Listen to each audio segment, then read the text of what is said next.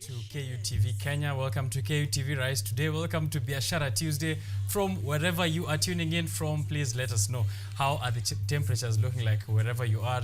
What is the political climate? Because now that is the most important conversation in Kenya. Every morning we have to look around and check what are the temperatures looking like politically and how does that inform our directions of the day and consequently, of course, the rest of the week. This is what I'm doing here for you on Biashara Tuesday all the way to 10 a.m. So make sure you're tuning in so that you're up to speed with what is happening in the country, what is happening all over the world. And this is going to be mostly economically and politically because this is Biashara Tuesday, Business Tuesday. We have to look at the business of the Republic and the business of every individual. On the live stream, it's going to be KUTV Kenya, as always, on YouTube. So you can check out that live stream, leave us a comment, let us know where you're tuning in from and who else you'd like to invite over to this show. Maandamano conversations and maandamano temperatures is something I am keenly looking at to see what is happening in that front. The national maandamano timetable, which comes out every single week. I don't know who circulates this, but it's online for everyone to see. And I have here leaderless, not rudderless. This is the Nane March timetable, which is expected to happen on the 8th of August 2024. So it seems today there might not be any or that huge turnout in terms of protest in the expected places countrywide, Nairobi, CBD, Kisumu and Mombasa, mostly the ones which are hit by protest every Tuesday.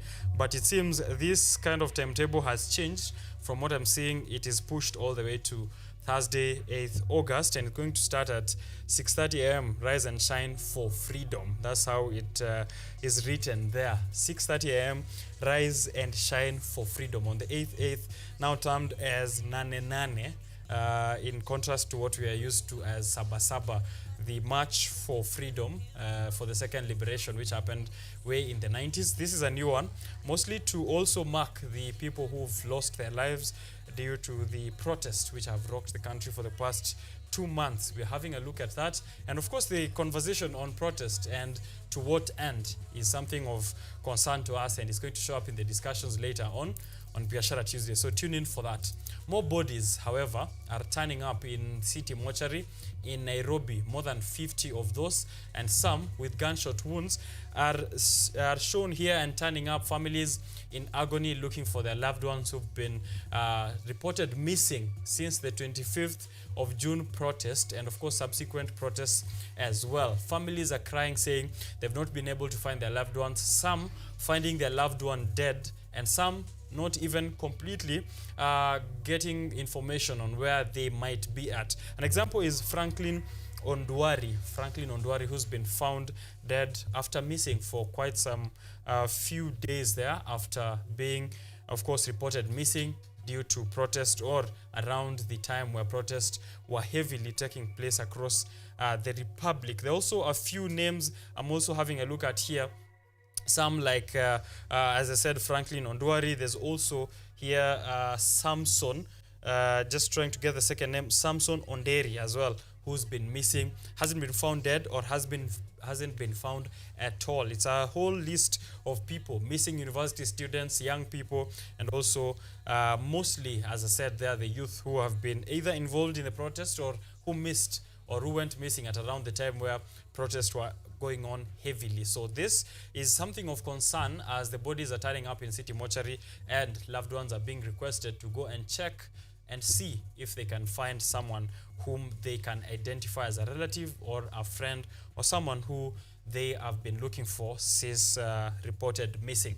The president, William Ruto, has said still he's warning against those politicians who he says he knows are being involved heavily in funding the protest across the country to cause mayhem or chaos or anarchy, as he's terming it. He's just concluded his 5-day tour in the coastal region, where he's either launching new projects or giving fresh promises or relaunching projects which he had already launched as deputy president, or giving fresh promises on top of the promises which he had already given out earlier. So it seems the conversations which he has asked from the young people who have refused to come to the table is bring them to you on the ground. He's expected to do these presidential town halls all across the country. He reminds me of that person who you reject because you don't want to be involved in a love relationship, but every morning, wako hapo, hello, good morning, hello, my love, how are you, good morning, baby, I wish.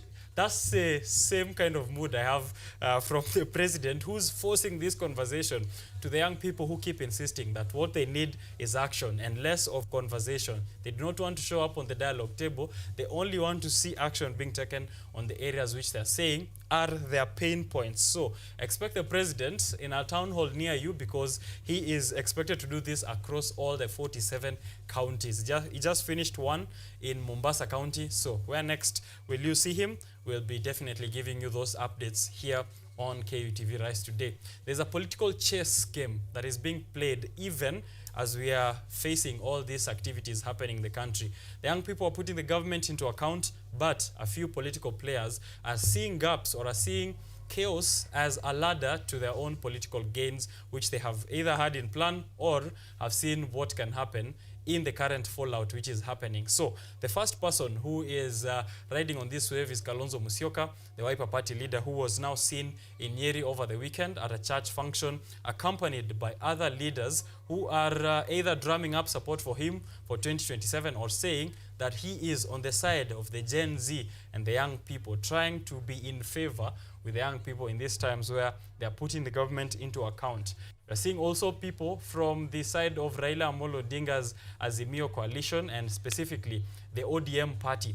A secret handshake maybe between Raila Odinga and President William Ruto, even as he denies that there has been no agreement between him and the government of the day, and is willing to release the experts from his side that the government has chosen to put on their cabinet.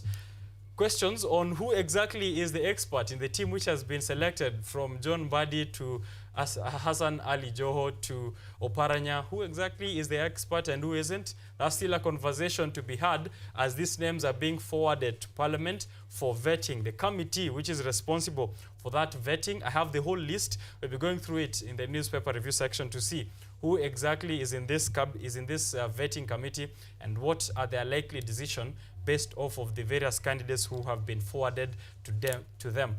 They are calling it a broad-based government, and President William Ruto is lauding this as the face of Kenya, saying that there's been enough representation on this new cabinet to take care of the needs of every single Kenyan, regardless of their race, their tribe, their class, or whichever age they are, whether they're young people or older generation. Whether this is in favor with the demands of the young people is something which is yet to be seen, as protests are set for 8th of August, and this is part of those reasons which young people are going back to the streets, that some of the people who were there in the previous cabinet have still been reappointed back to this so-called broad-based government. So, a political chess game. Is this a handshake or is it not? Rigathi Gachagua seems to be left on the sidelines, and it's a conversation that you're also going to have later on in the newspaper review section. Today, something very important that the young people should be taking care of, and to have their keen eyes going through the details, or the devil in the details. The 9 members of the IEBC selection panel will likely be gazetted today. They are going to be taken from a pool of suggestions from LSK, from the Interreligious Council, from the Institute of Certified Public Accountants of Kenya, PSC, Political Parties Liaison Committee. And these are 9 people who are expected to have a job of about 3 months to select the next IEBC commissioners, the people who are going to take us through the next phase of elections, and also anyone else who wants to recall their members of parliament. This is a critical phase and a critical journey that you need to be having a look at. So that 9-member panel has already been forwarded to Parliament and will be gazetted today. We'll be going through that list also later on the newspaper review section. So I'm inviting over to this show Ojwang Mariam, who is a colleague of mine here on Art and Culture Monday. He'll be joining me later on with Eric Masharia, who's also a political analyst that we've had on the show before.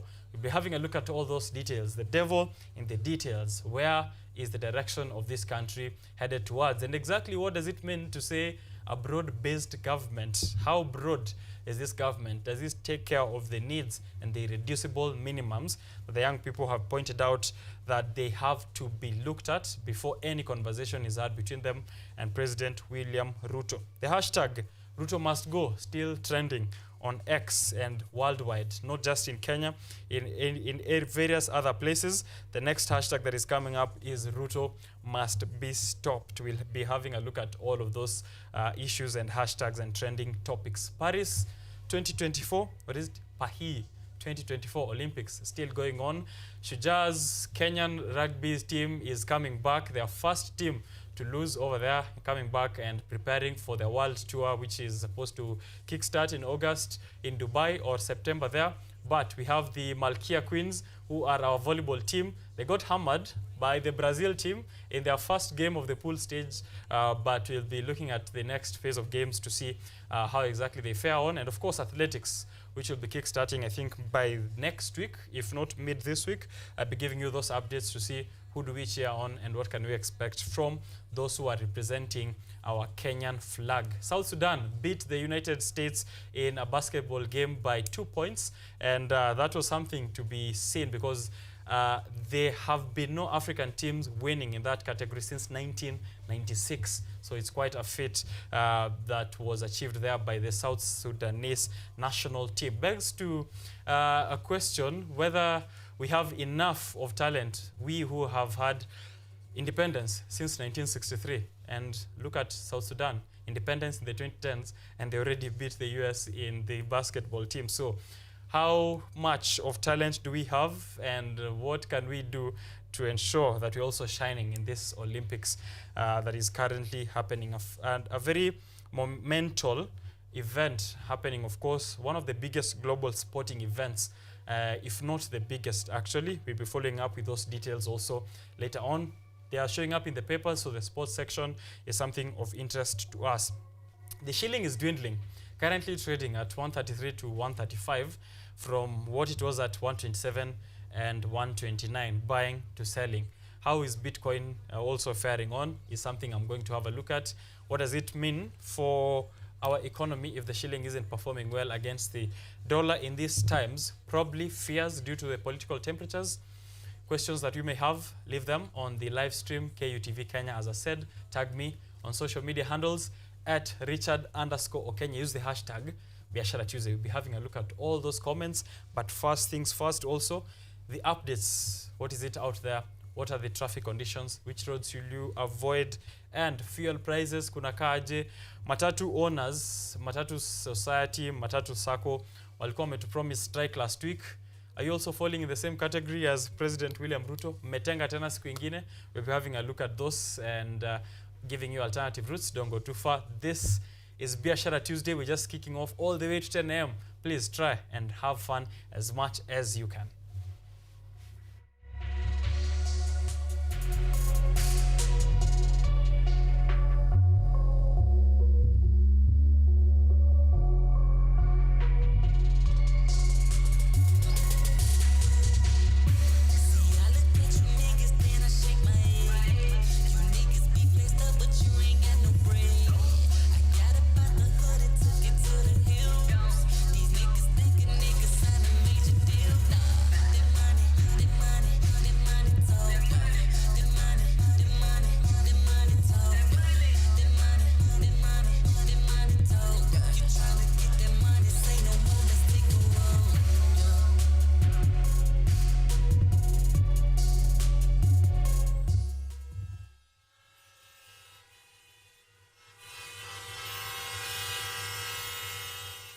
Traffic updates from Biashara Tuesday.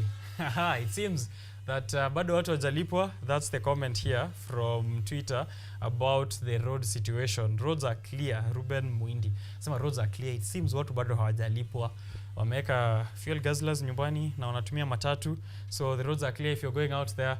Thika Road naona kuko salama. Kiambu Road also looking so good for you.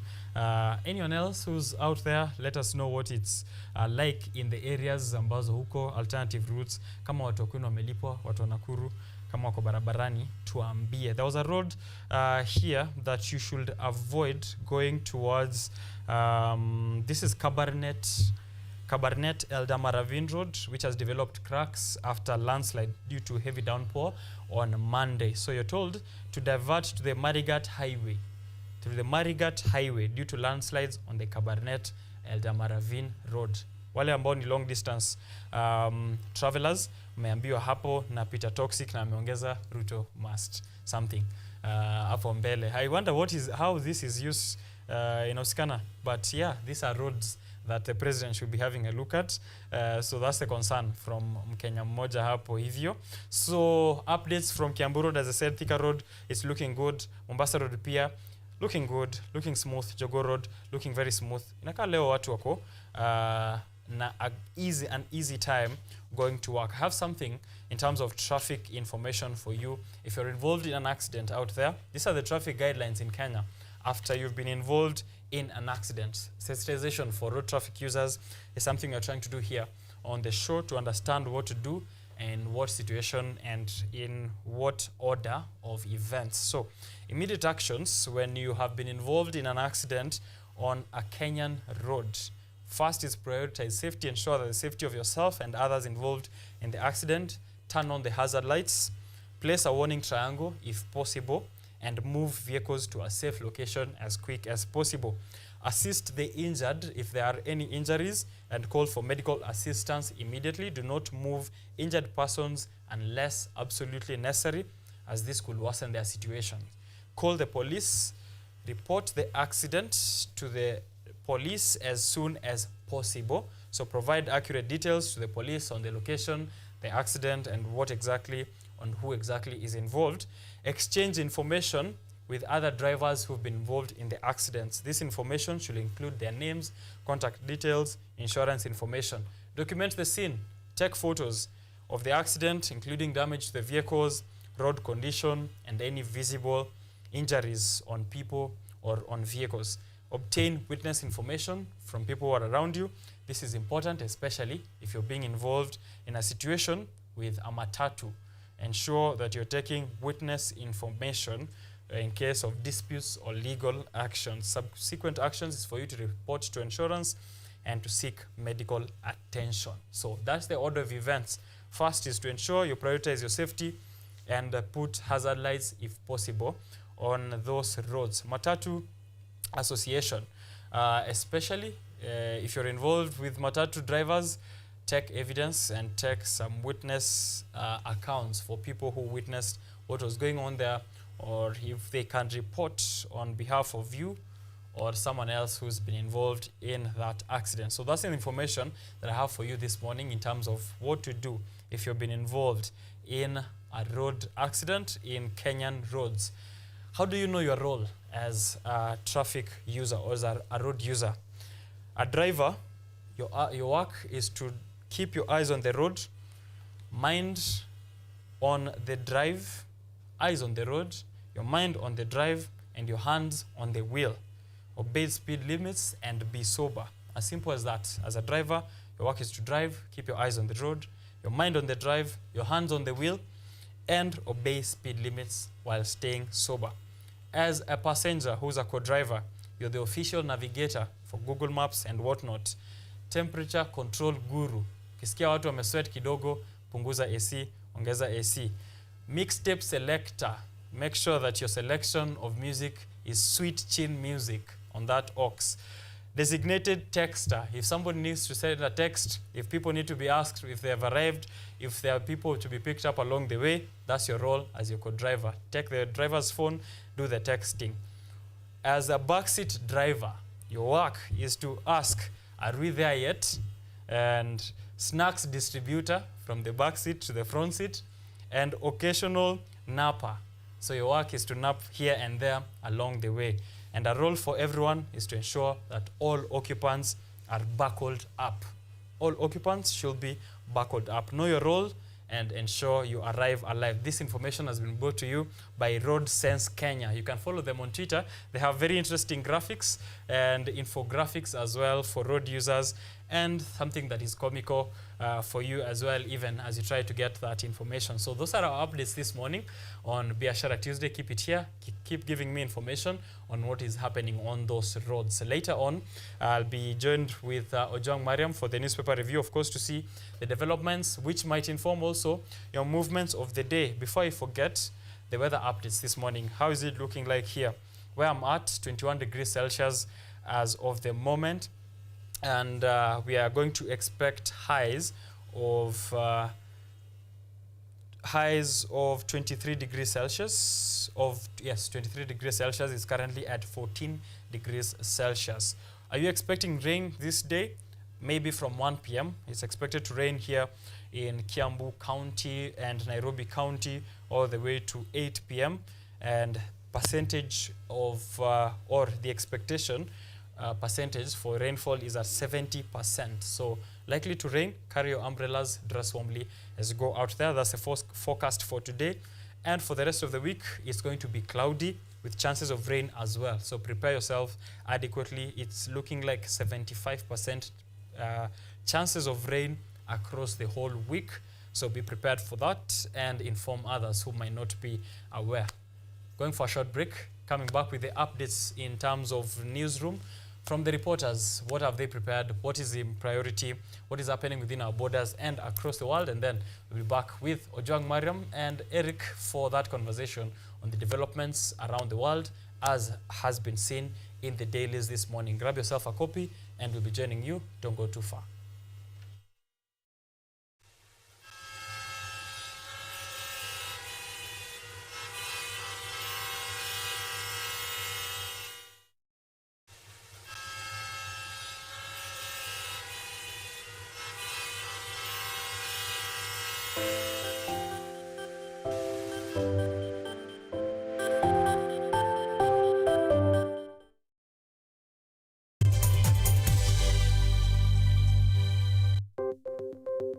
Maelfu na maelfu ya wahamiaji wakiwa na watoto kutoka nchi za Amerika ya Kati wanaendelea kuwasili kwenye mpaka kati ya Marekani na Mexico. But folks, I'm going. Thank you very, very much. I appreciate it. Thank you. Ni habari kutoka pembe zote duniani. Pepo pasi vuguvugu. Pepo pa ni idea. Sazidi ananyonya, hanyonyi vizuri, anakuwa hayuko comfortable. Jeshi la Jamhuri ya Kidemokrasia ya Kongo linapambana na waasi wa ADF. Wito kwa mashirika, makampuni na vile vile vituo vya uchukuzi. Mambo mengi yatakwenda kama yalivyopangwa. Hapa ni kuna mmoja wa viongozi wa chama cha wavuvi katika eneo hili. Zaidi tunajaribu kuwapa chanjo ili ina boost ama inanyanyua kinga ya mwili, ndio inaenda kupelekea kupambana na virusi. Ni Duniani Leo, Jumatatu mpaka Ijumaa, moja kwa moja kutoka VOA Swahili, Washington DC.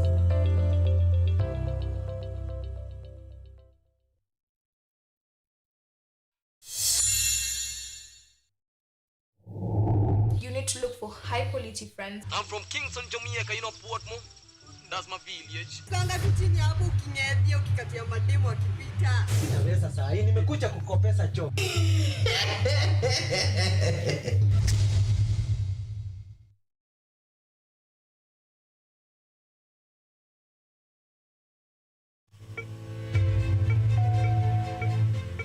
Imagine a world where you are empowered to take charge of your health, where you are well informed about the latest advancements in healthcare and understand the policies that impact your well-being.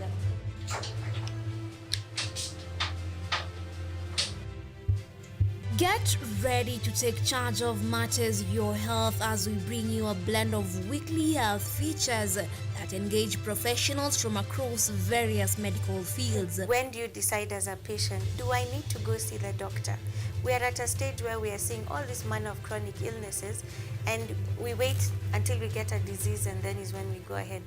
From the most mundane to the complexities that perhaps seem overwhelming, we got you covered. In terms of the factors that might be attributed, there are hereditary factors that means it could be genetic, so that's one factor. But there are other factors as well, like nutritional deficiencies. So some vitamins such as folate have been identified to be a factor in those. So our mission is to break down intricate health topics into understandable and actionable insights. Join me, Yvonne Kimuma, every Wednesday 9 p.m. on KUTV's News at 9, where your health is our priority.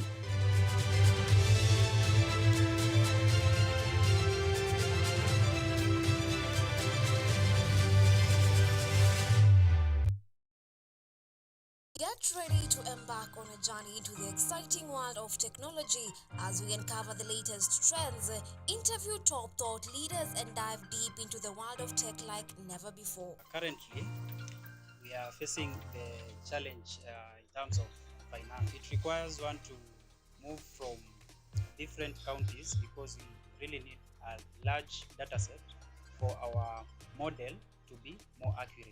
In this new and exciting series of the Technovation Show, join me, Yvonne Kimuma, every Monday 8:30 p.m. for a fun and thrilling experience as we explore the cutting-edge developments, meet visionaries driving change. Somebody who is in the underground mine doesn't know the presence of those gases. So there are a lot of gases involved. There is methane, there's carbon monoxide, and there's also hydrogen sulfide. These gases actually, they are very dangerous and they're very toxic. And discover the endless possibilities of the tech world.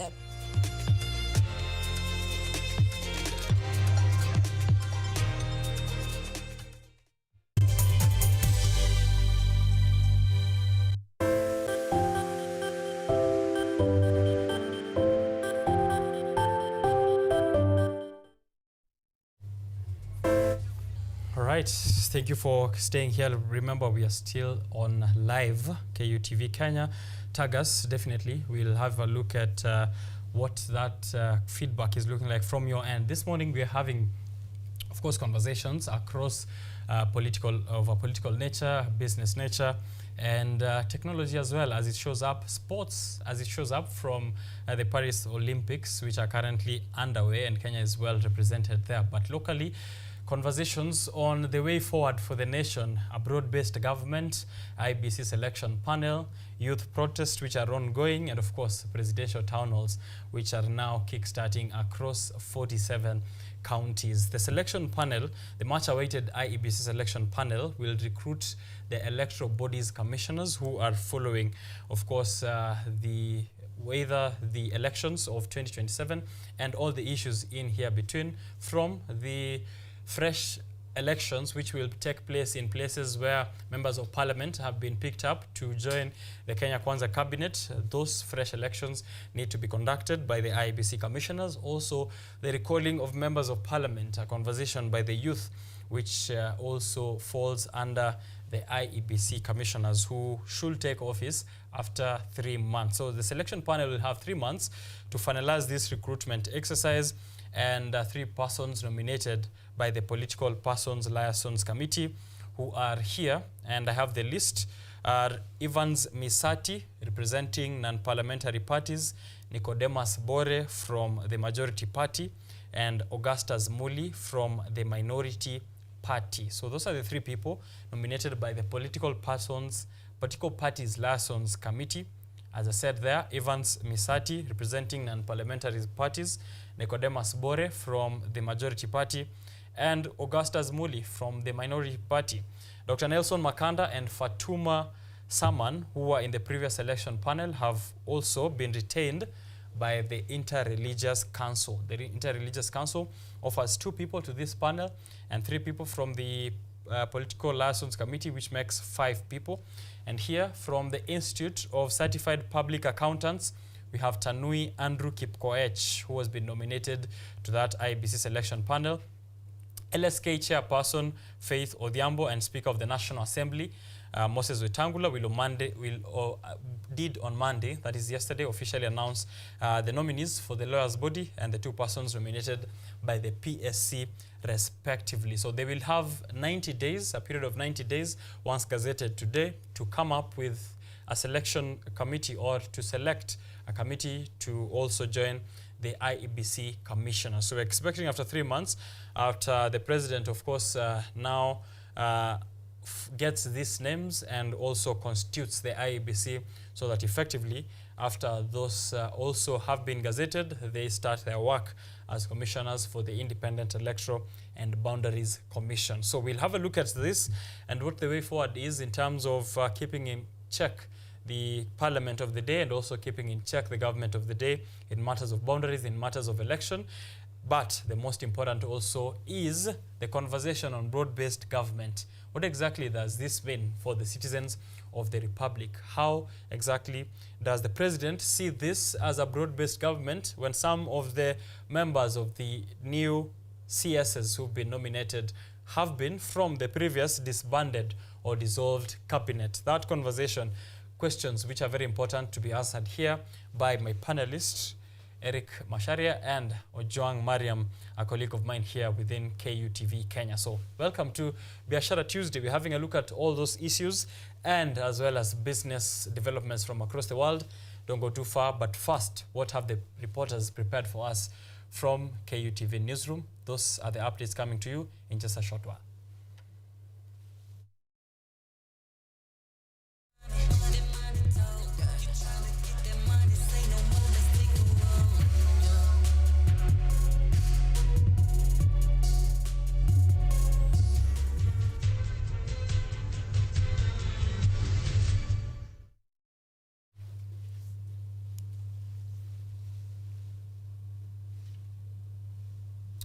All right, so these are the updates that are coming to you from KUTV Newsroom. Very grateful to all our news reporters who've been able to gather this across the weekend and of course yesterday and bringing it to you here. And we begin from President William Ruto and his coastal tour. The formation of a broad-based government was among the key agenda that President Ruto embarked on his coastal region tour. Ruto was overwhelmingly welcomed in the region, this being after he nominated coastal region leaders in his new cabinet. This has now shifted focus on Ruto's popularity in the region. Was this the plan all along? Our reporter Doris Chalo unmasks Ruto's visit to that region. President William Ruto has today concluded his coast tour, which began on Friday, weeks after the reappointment of cabinet secretaries for vetting. This is after the wake of the recent protest by Gen Z opposing the Anti-Finance Bill 2024-25, which led to the resignation of the Inspector General Japheth Koome and dismissal of the cabinet secretaries. I have today decided to dismiss with immediate effect all the cabinet secretaries and Attorney General of the Republic of Kenya, of the Cabinet of Kenya, except the Prime Cabinet Secretary for Foreign Affairs and Diaspora Affairs. And of course, the office of the Deputy President is not affected in any way. However, the president later proposed names for vetting in the positions left vacant in ministries, which included ODM party members, a move which sparked significant discourse among Kenyans. Ruto's visit to the coastal region came days later after naming the members. Ruto was overwhelmingly welcomed by coastal residents, and as it is known, the coast region is a stronghold of Azimio leader Raila Odinga. However, the support is said to have been triggered by him nominating former Mombasa governor to hold the office of the Ministry of Mining. Salim Mvurya was also a factor after President Ruto reintroduced him again to hold the office of the Ministry of Trade. President Ruto's visit seems as a campaign strategy ahead of the upcoming elections. This being after differences between him and his deputy continue to highlight mixed reactions, with the second in command seeming to be reading a different script after he yesterday stated that he is keeping an eye check on the changes being made in the government, assuring that the interests of Mount Kenya region will remain to be his key priority. The opposition now seems to be split, with Ruto now seeming to take Raila Odinga's stronghold in favor of himself. Ruto, who has received pressure from Gen Z on how to govern, has now been forced to look into new measures to revive his popularity, where he has continuously lauded his new changes, stating that it's for the betterment of the country. The focus now remains on whether these promises will translate into tangible progress for the Kenyan people. Doris Chalo, KUTV. Still with the president, President William Ruto has called for unity of the leaders of the coastal region.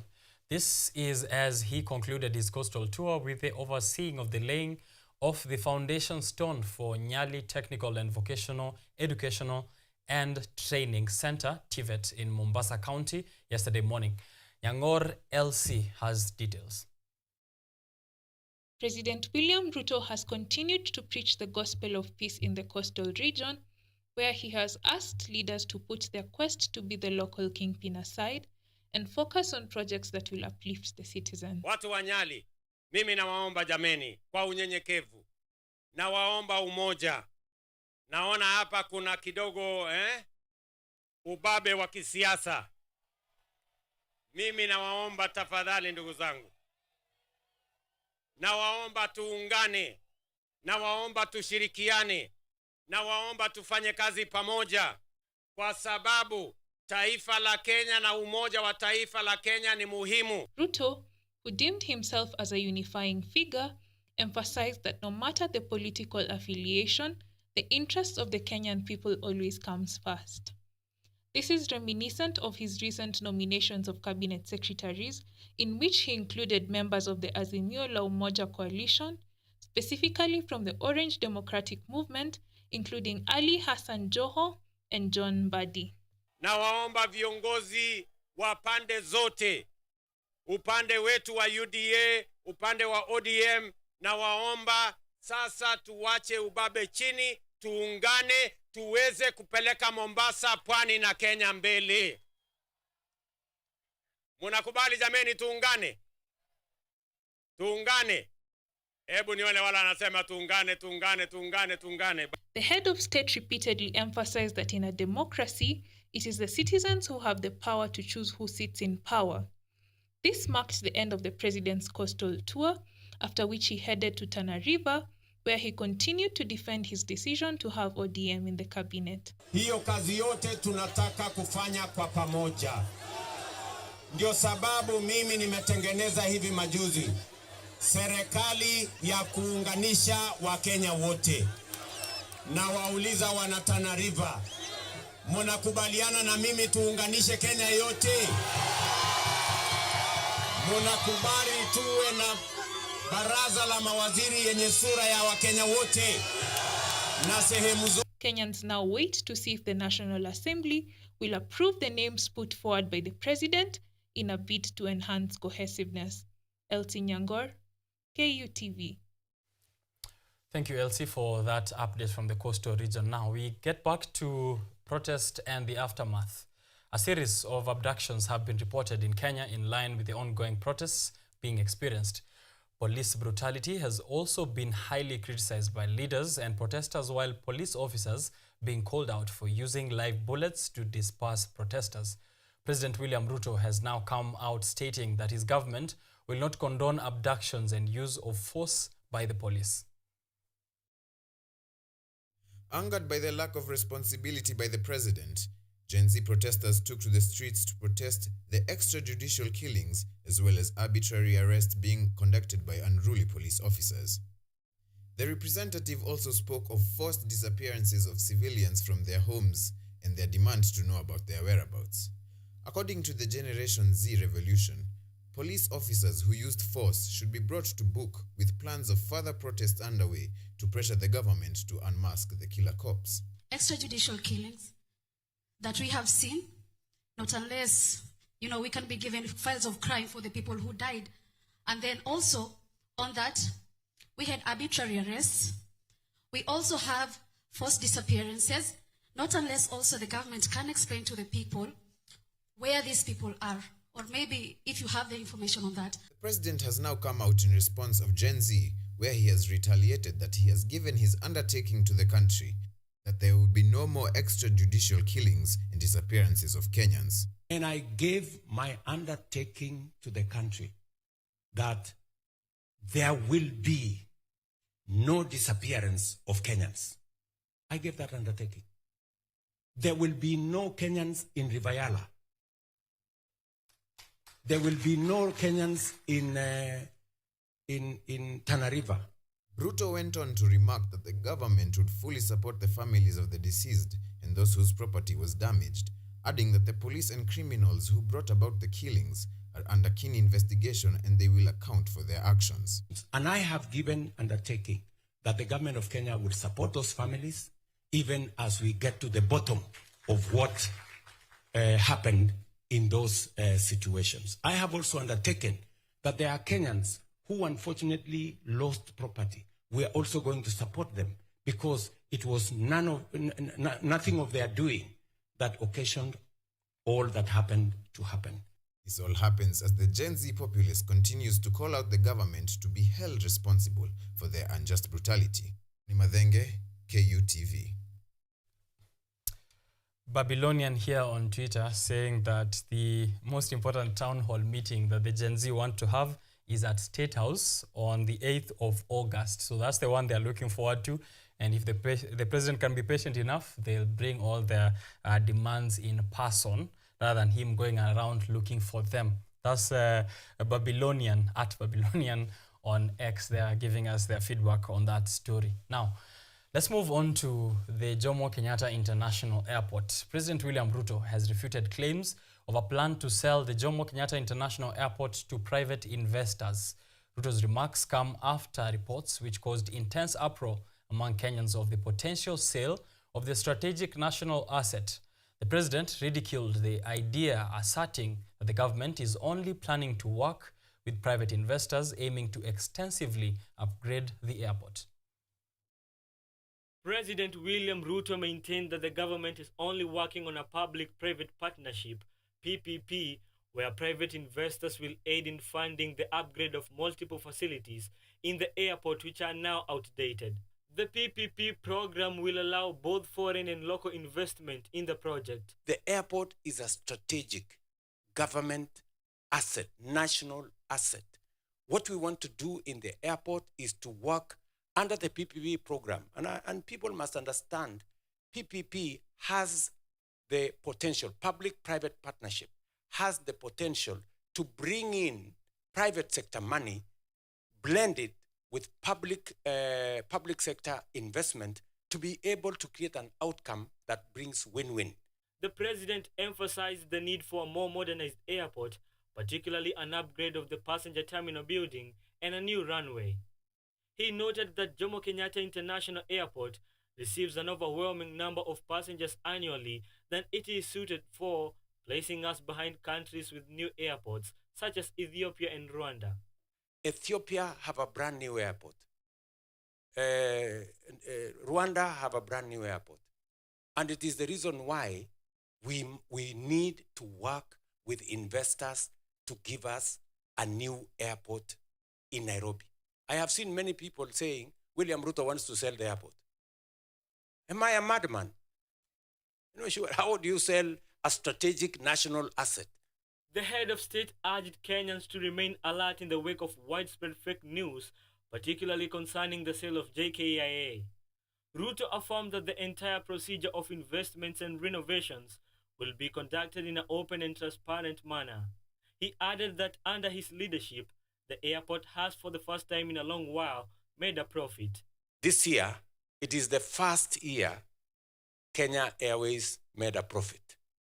First year, we are going to work in an open and transparent manner to make sure that we develop the airport using legal instruments that can be audited by Parliament and by other agencies to make sure that they bring value to the people of Kenya. JKIA has recently been in the spotlight following poor construction of some facilities, leading to leakages and threats by Kenyan youths to occupy the airport as part of their planned demonstrations last Tuesday. Victor Washira, KUTV. I'm having a look at the Public-Private Partnership Act of 2021 as it's enshrined in the Constitution of Kenya. And it's a discussion that we'll have because that's what the President and Kenya Airports Authority are pegging this partnership with Adani Airports Holding Limited on.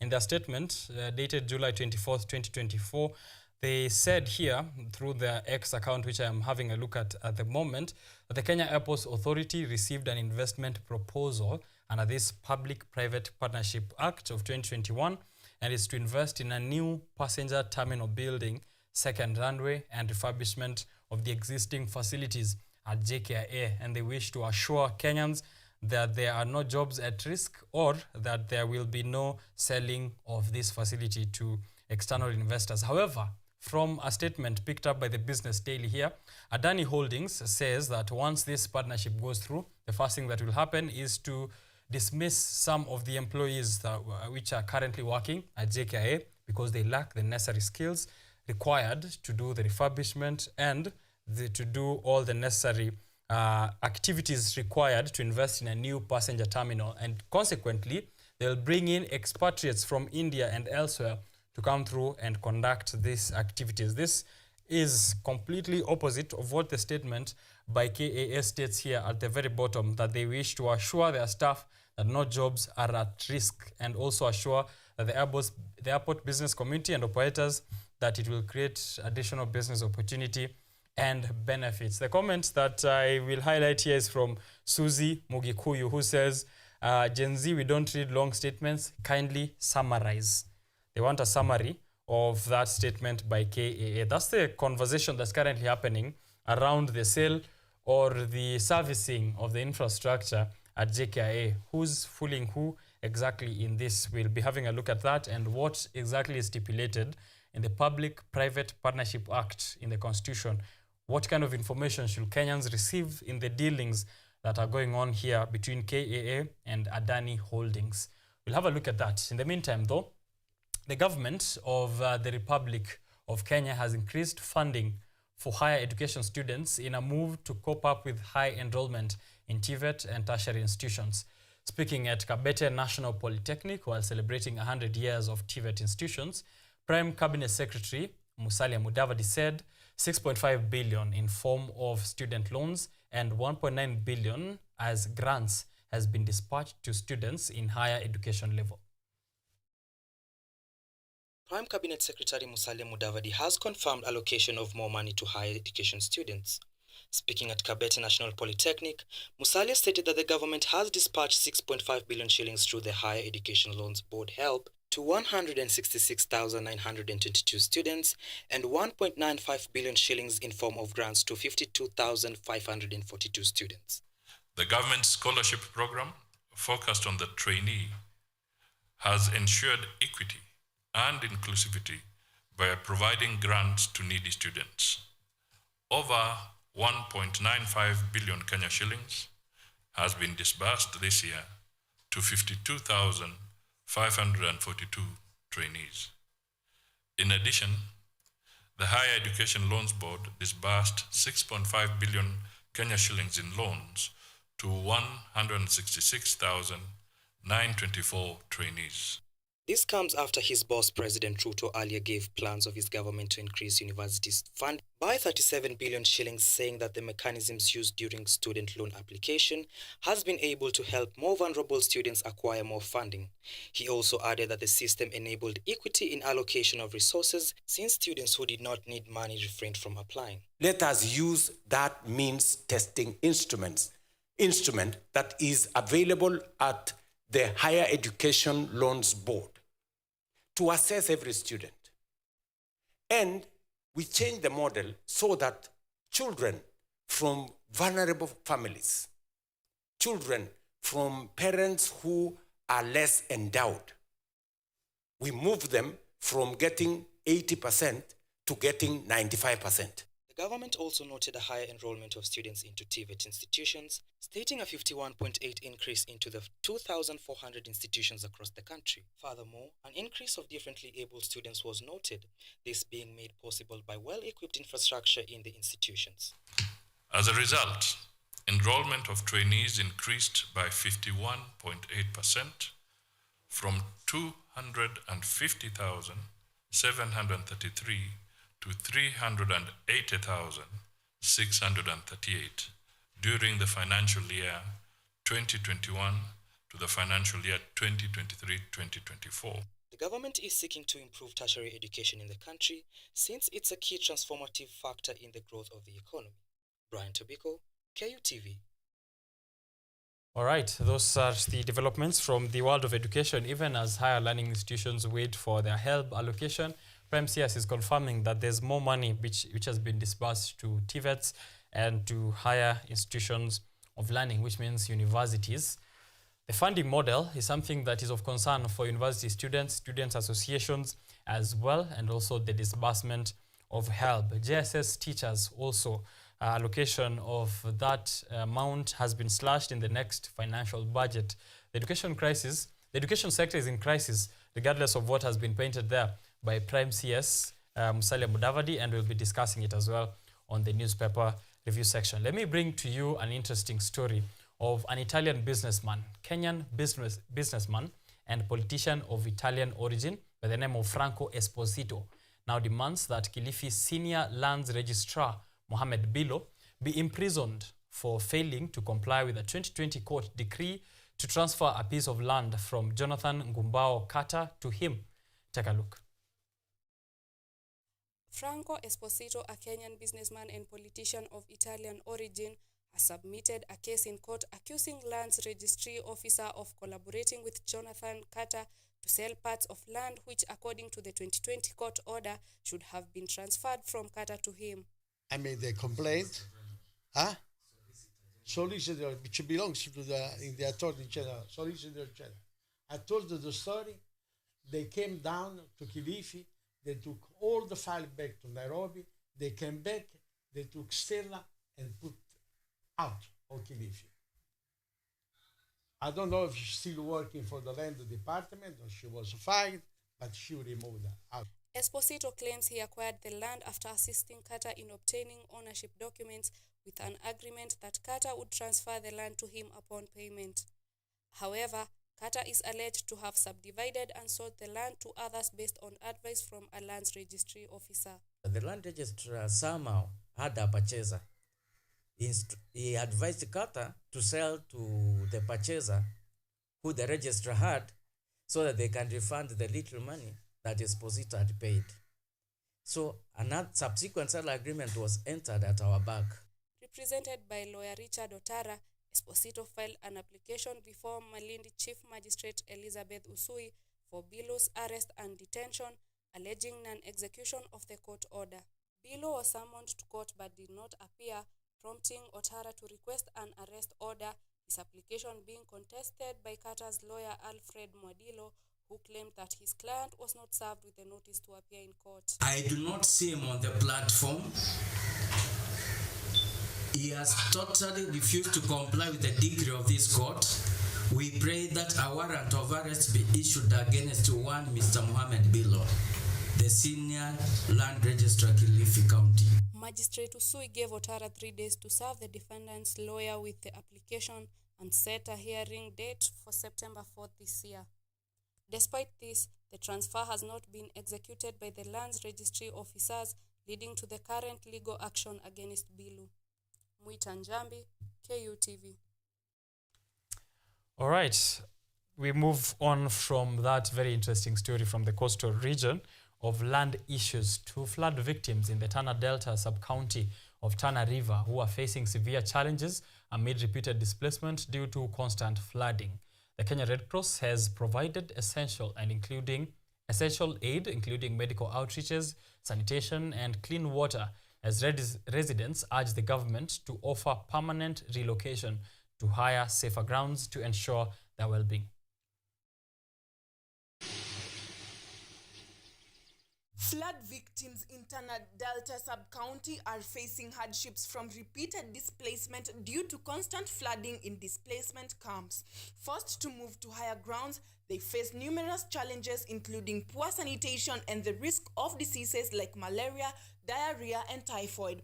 The Kenya Red Cross has offered crucial support with medical outreaches, sanitation, and clean water. However, the residents are pleading on the government for permanent relocation to safer, higher grounds to ensure their well-being. Yale ambayo tunapitia ni mazito sana. Huu ni mwaka wa 10. Kila mwaka tunatoka, maji yanakuja, sisi tunatoka. Maji yanakuja, tunatoka, tunakuja, tunakaa, maji kikauka, tunarudi. Hiyo ni shida ile ambayo tunaipitia. The residents also described the bushy and unsafe camp conditions and her family's health struggles. Mazingira tuliokuja nao hapa yalikuwa magumu. Maji ilikuwa hakuna. Changamoto ambayo tulikuwa tukipitia, usiku kwanza alikuwa hatulali. wanyama wa pori, fisi, simba walikuwa karibu. Wengine mnaingia kwa banda mlali, mnakaa nje.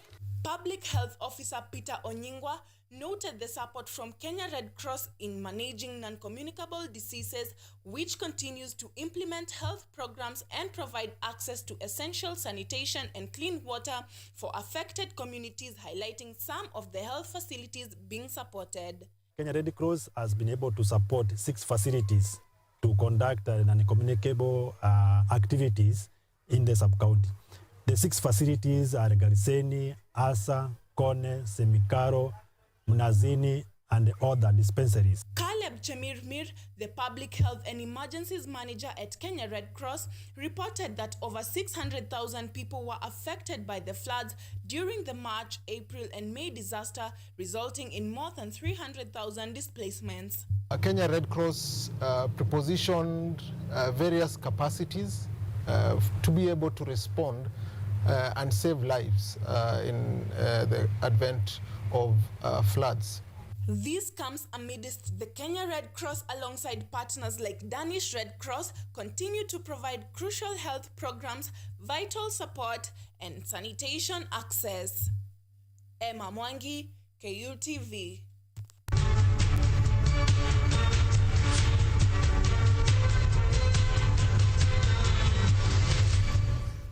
All right, thank you for keeping it here. That's the end of the updates from our KUTV news reporters on KUTV Rise Today. Remember, you can follow the rest of the broadcasting, the developments, up-to-date news on 6:30 at 6:30 p.m. on KUTV Kenya. That's Mizizi ya Habari. And then we have 9 p.m. primetime news that comes to you every single day, where you get to be brought up to speed by the news reporters, and also a couple of the interest stories, human interest stories that they have a look at, from security to health to education. Very detailed reports that you definitely do not want to miss out on.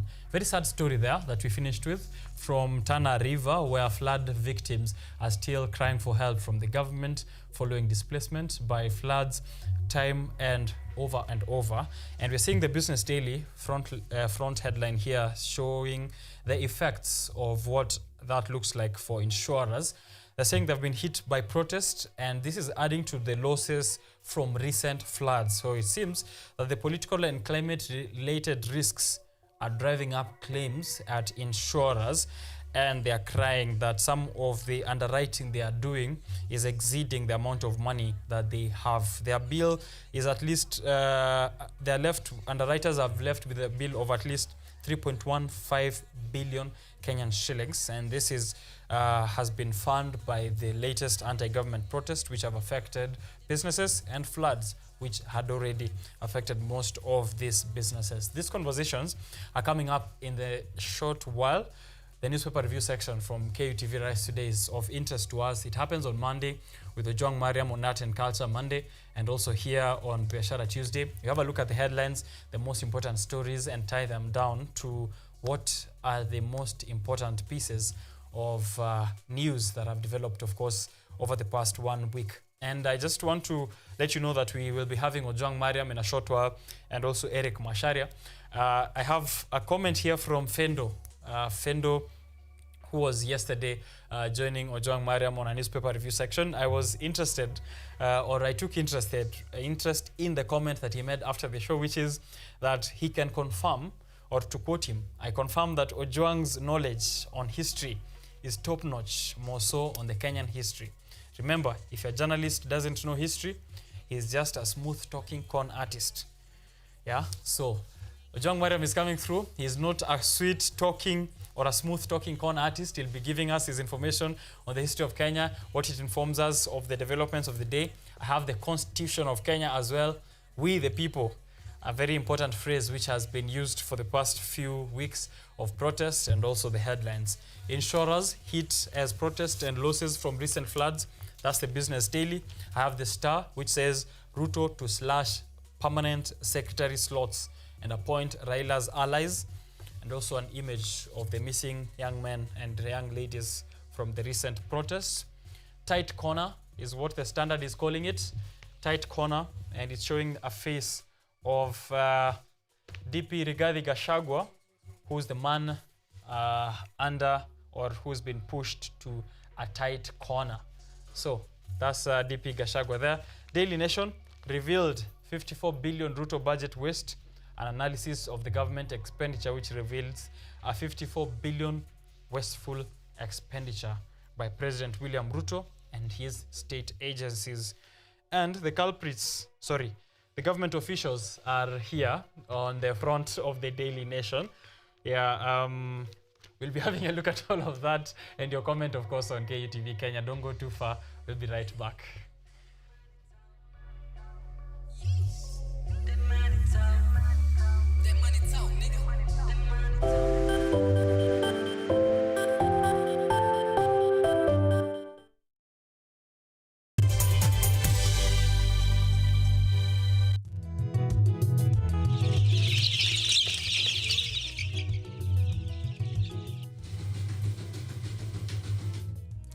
Kaunti maarufu kwa kuzalisha maziwa na ukuzaji wa majani chai. Pia, serikali ya kaunti inawahimiza wakulima kukumbatia mitindo mingine ya kilimo kuzidisha mapato. Kama kuna kikundi moja inafanya biashara ya kuuza kuku, hao pia tumewafadhili kuwafunza jinsi ya kuhandle zile kuku kwa sababu wanaleta kwa wingi.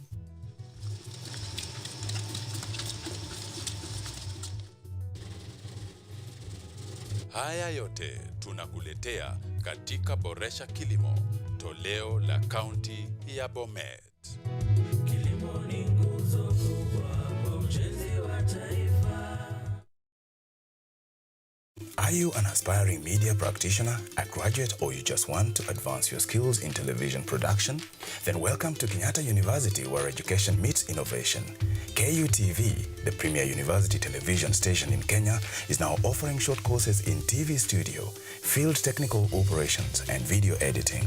Through these courses, you will acquire hands-on skills on camera operations, media production, lighting techniques, audiovisual editing, and sound and visual control, and how to operate key equipment in modern TV control room. Enroll today at KUTV and discover your full potential in cutting-edge TV broadcasting. Graduates of these courses will receive professional certificates. For more information, visit our offices at KUTV Studios or call us on 020-870-4252 or 020-870-4255 or SMS us on 0739-110-544. KUTV, a new experience.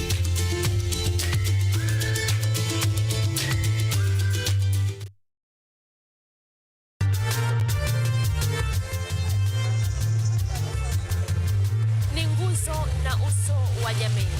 Kupanda shuka, akawa tuzo. Ukakamavu wake, ukatii, na kumfanya mwenye bidii. Kwa machozi na makeke, akabaini jinsi ya kuweni. Huyu ni mwanamke ngangari, kwa jinsi alivyo ng'ari-ng'ari. Mimi ni mwanamke mwake. Usikose kutazama kipindi cha mwanamke mwake, nami Caroline Kimweli.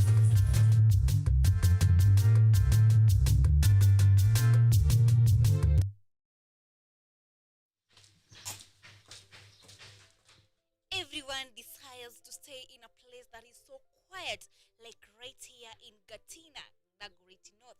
Walk with me in this nice story of art where we make glasses, plastics, and even clothes to more beautiful things.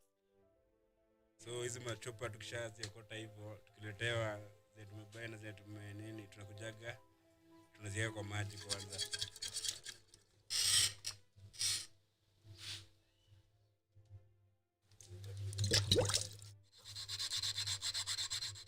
What you see as inorganic waste, Herman and his team sees it as a money-making venture. Mabozi wa mtaani watu tuletea 10 bob. Join me, Songoro Masimaira, this Friday at 6:30 and 9 p.m. news for this exciting story, turning trash into treasure.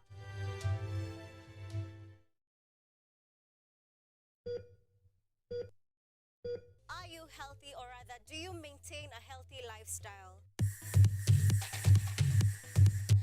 According to WHO, health is regarded as a state of complete physical, mental, and social well-being, and not merely the absence of disease. Welcome to Focus on Health, a show on all matters health, wellness, and lifestyle.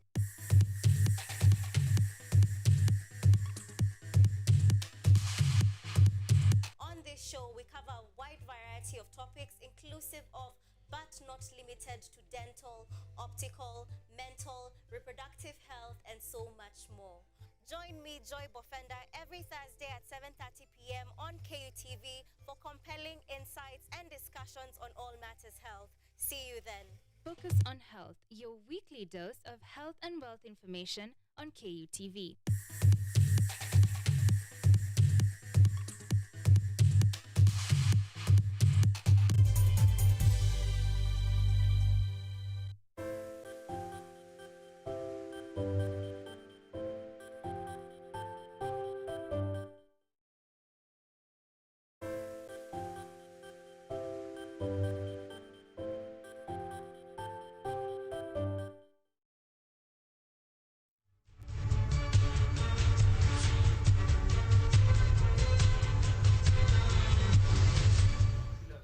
All right, welcome back to Biashara Tuesday.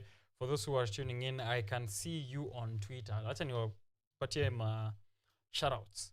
Donaldo Jaco Juang, Omondi J Donaldo on Twitter, and interact na sisi. I see Anne Njeri Theory, watching us all the way from Delta, Westlands. Asante sana for interacting with us. Socrates Chenwach, all the way from Machakos, anatuwatch akiwa Doctors Plaza na anafuatilia show kabisa. Who else is here? Kiogora Sign D from Mombasa Road, anaona akiwa pale Airtel. Tuangalie network mzee hapo Airtel kunaendaje. Asante sana for tuning in. He goes by the name of Sign D on Twitter.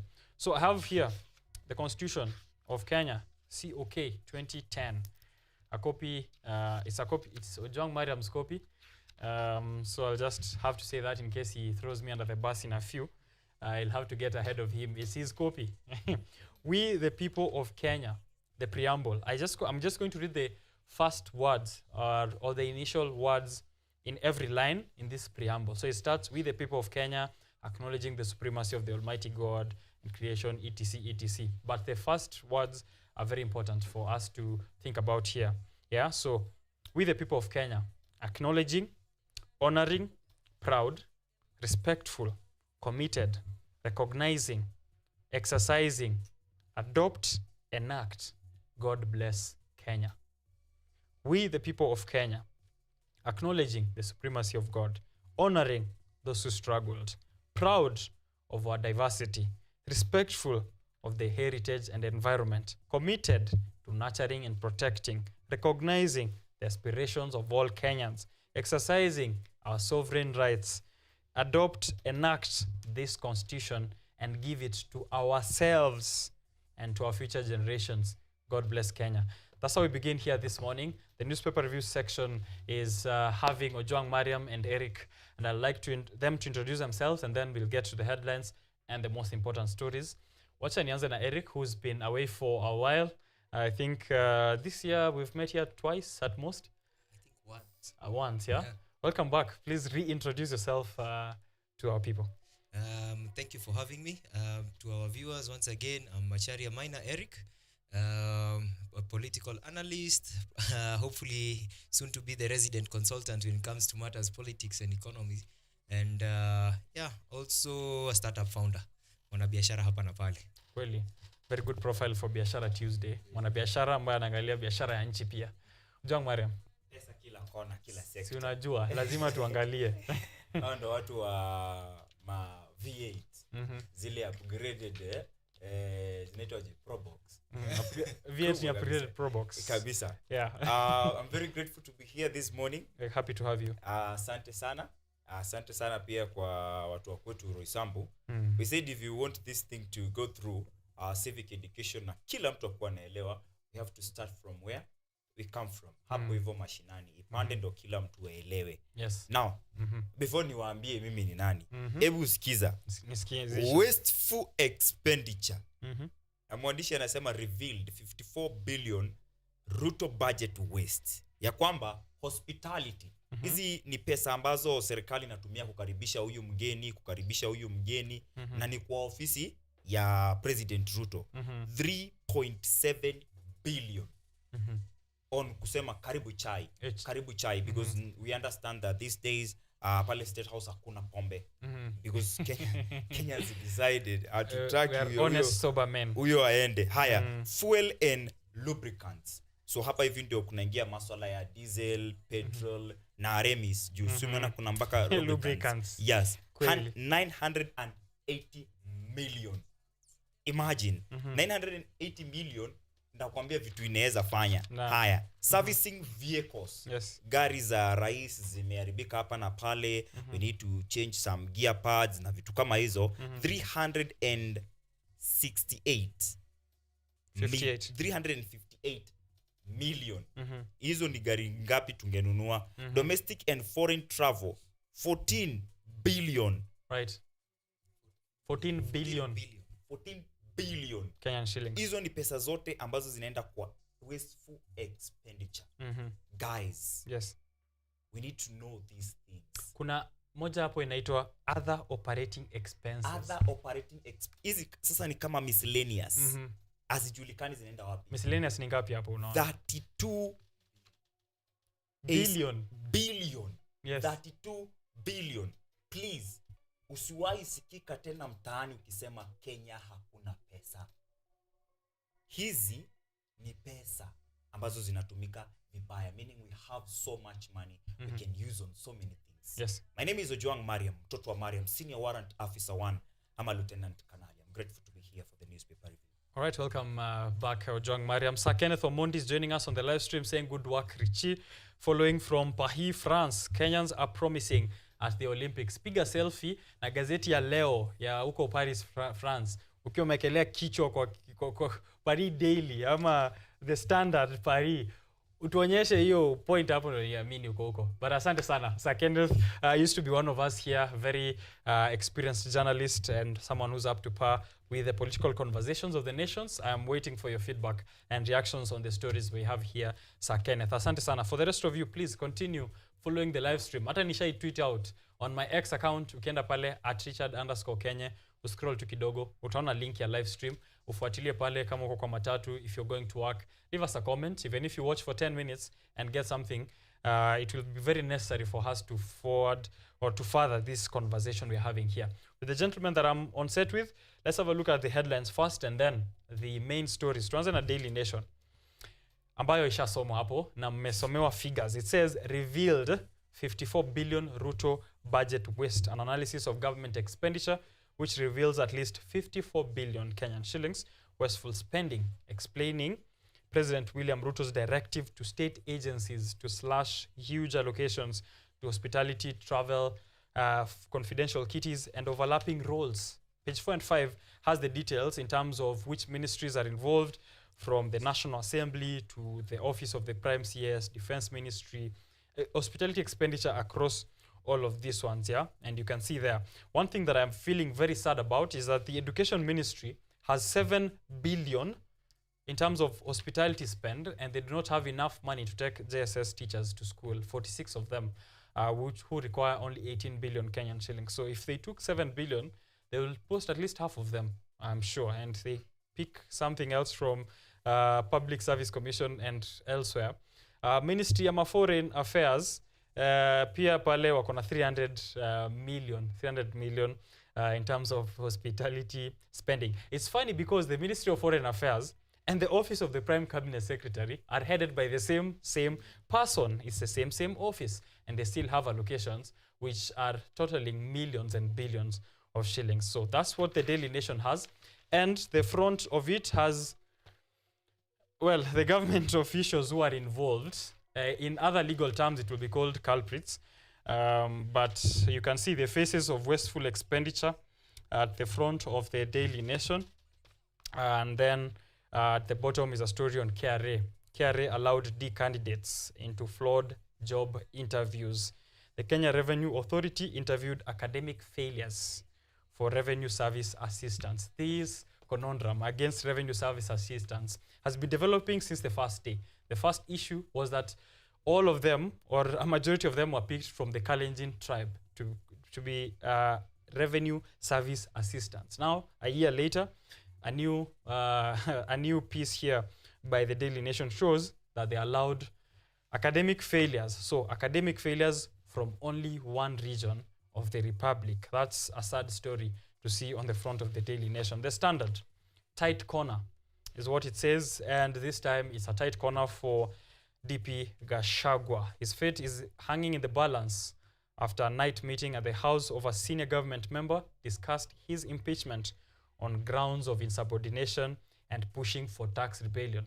If I was to switch the headline of the Standard this day and pick one headline from between 2020 and 2022, it will still be the same, just a different name.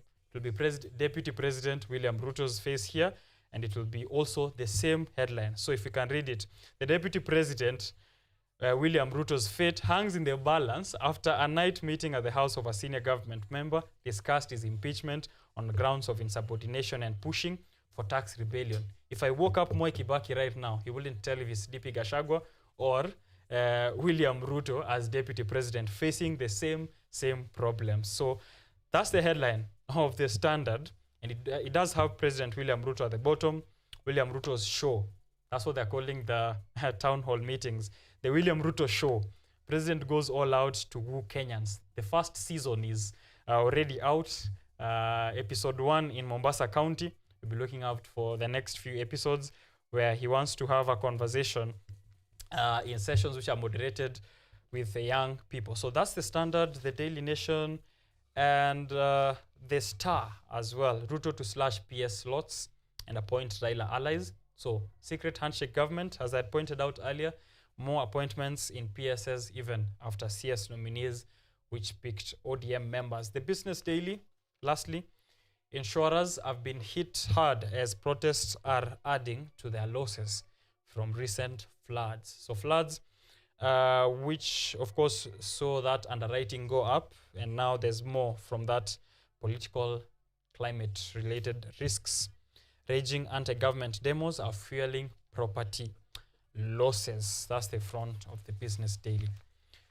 All right, let's get into the details. The devil is in the details, as they say.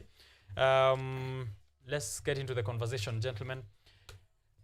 Eric, you have the Standard with you. Ojwang alikuwa shatupatia his overview of the headline of the Daily Nation. Maybe you could do that the same for the Standard. Alafu mini handle the Star, alafu tuangalie stories important.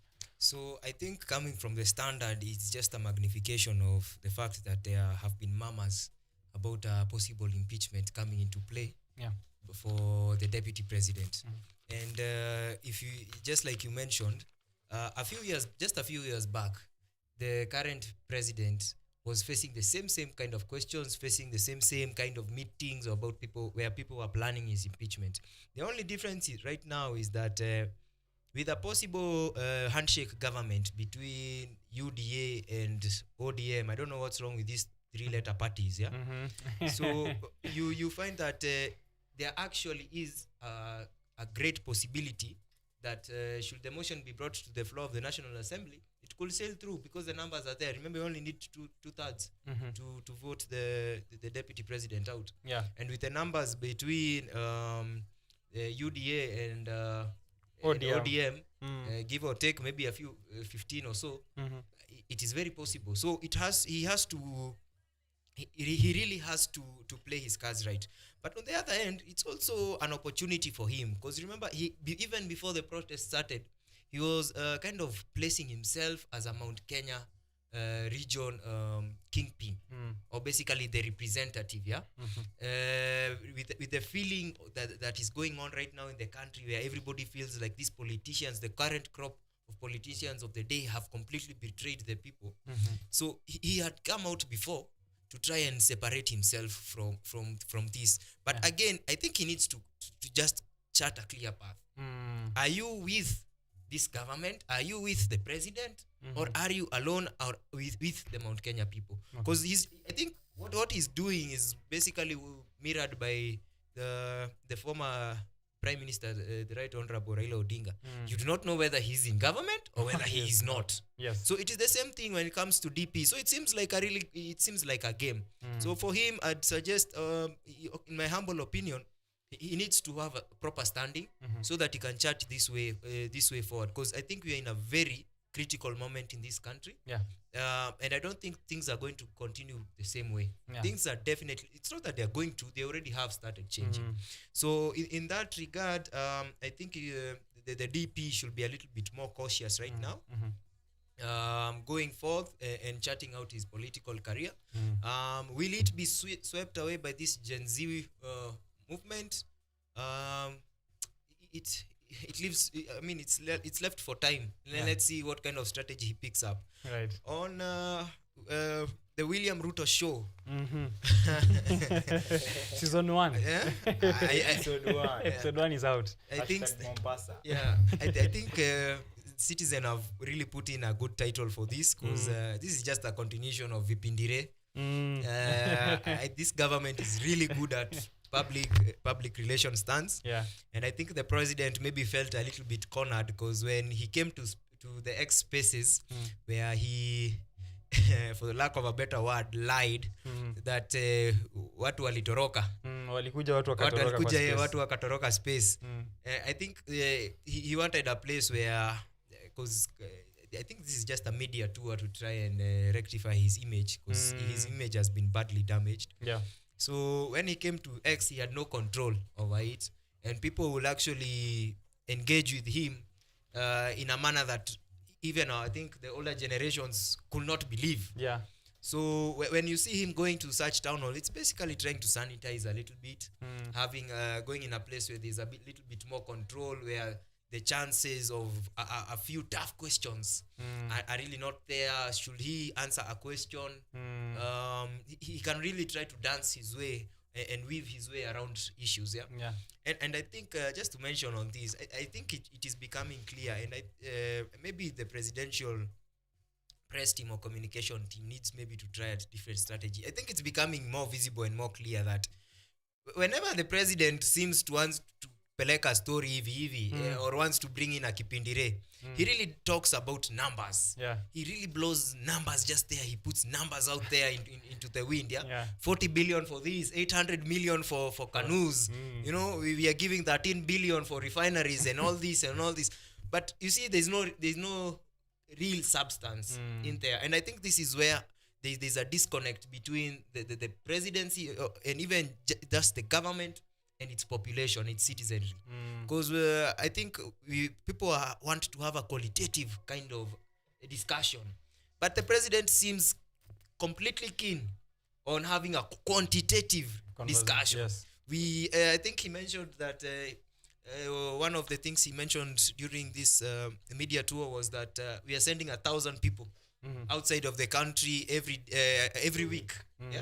To go get jobs abroad, and now the government, which is going to hard. How are you going to transfer that into government policy?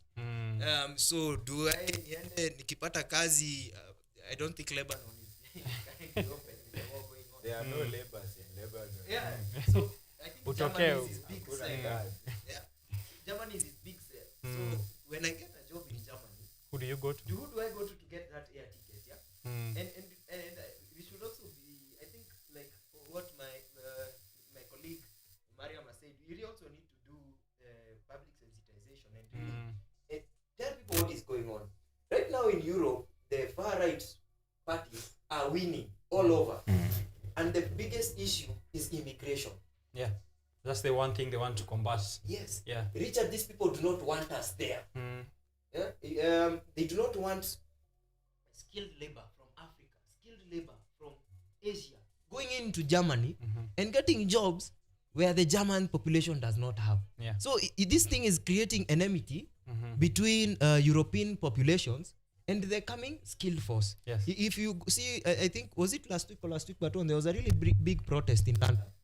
And it was about the same thing. Yeah. They do not want people coming from outside taking over skilled labor that was meant to be theirs. And I think it is something that at a moment we also had unskilled labor. I mean, unskilled services.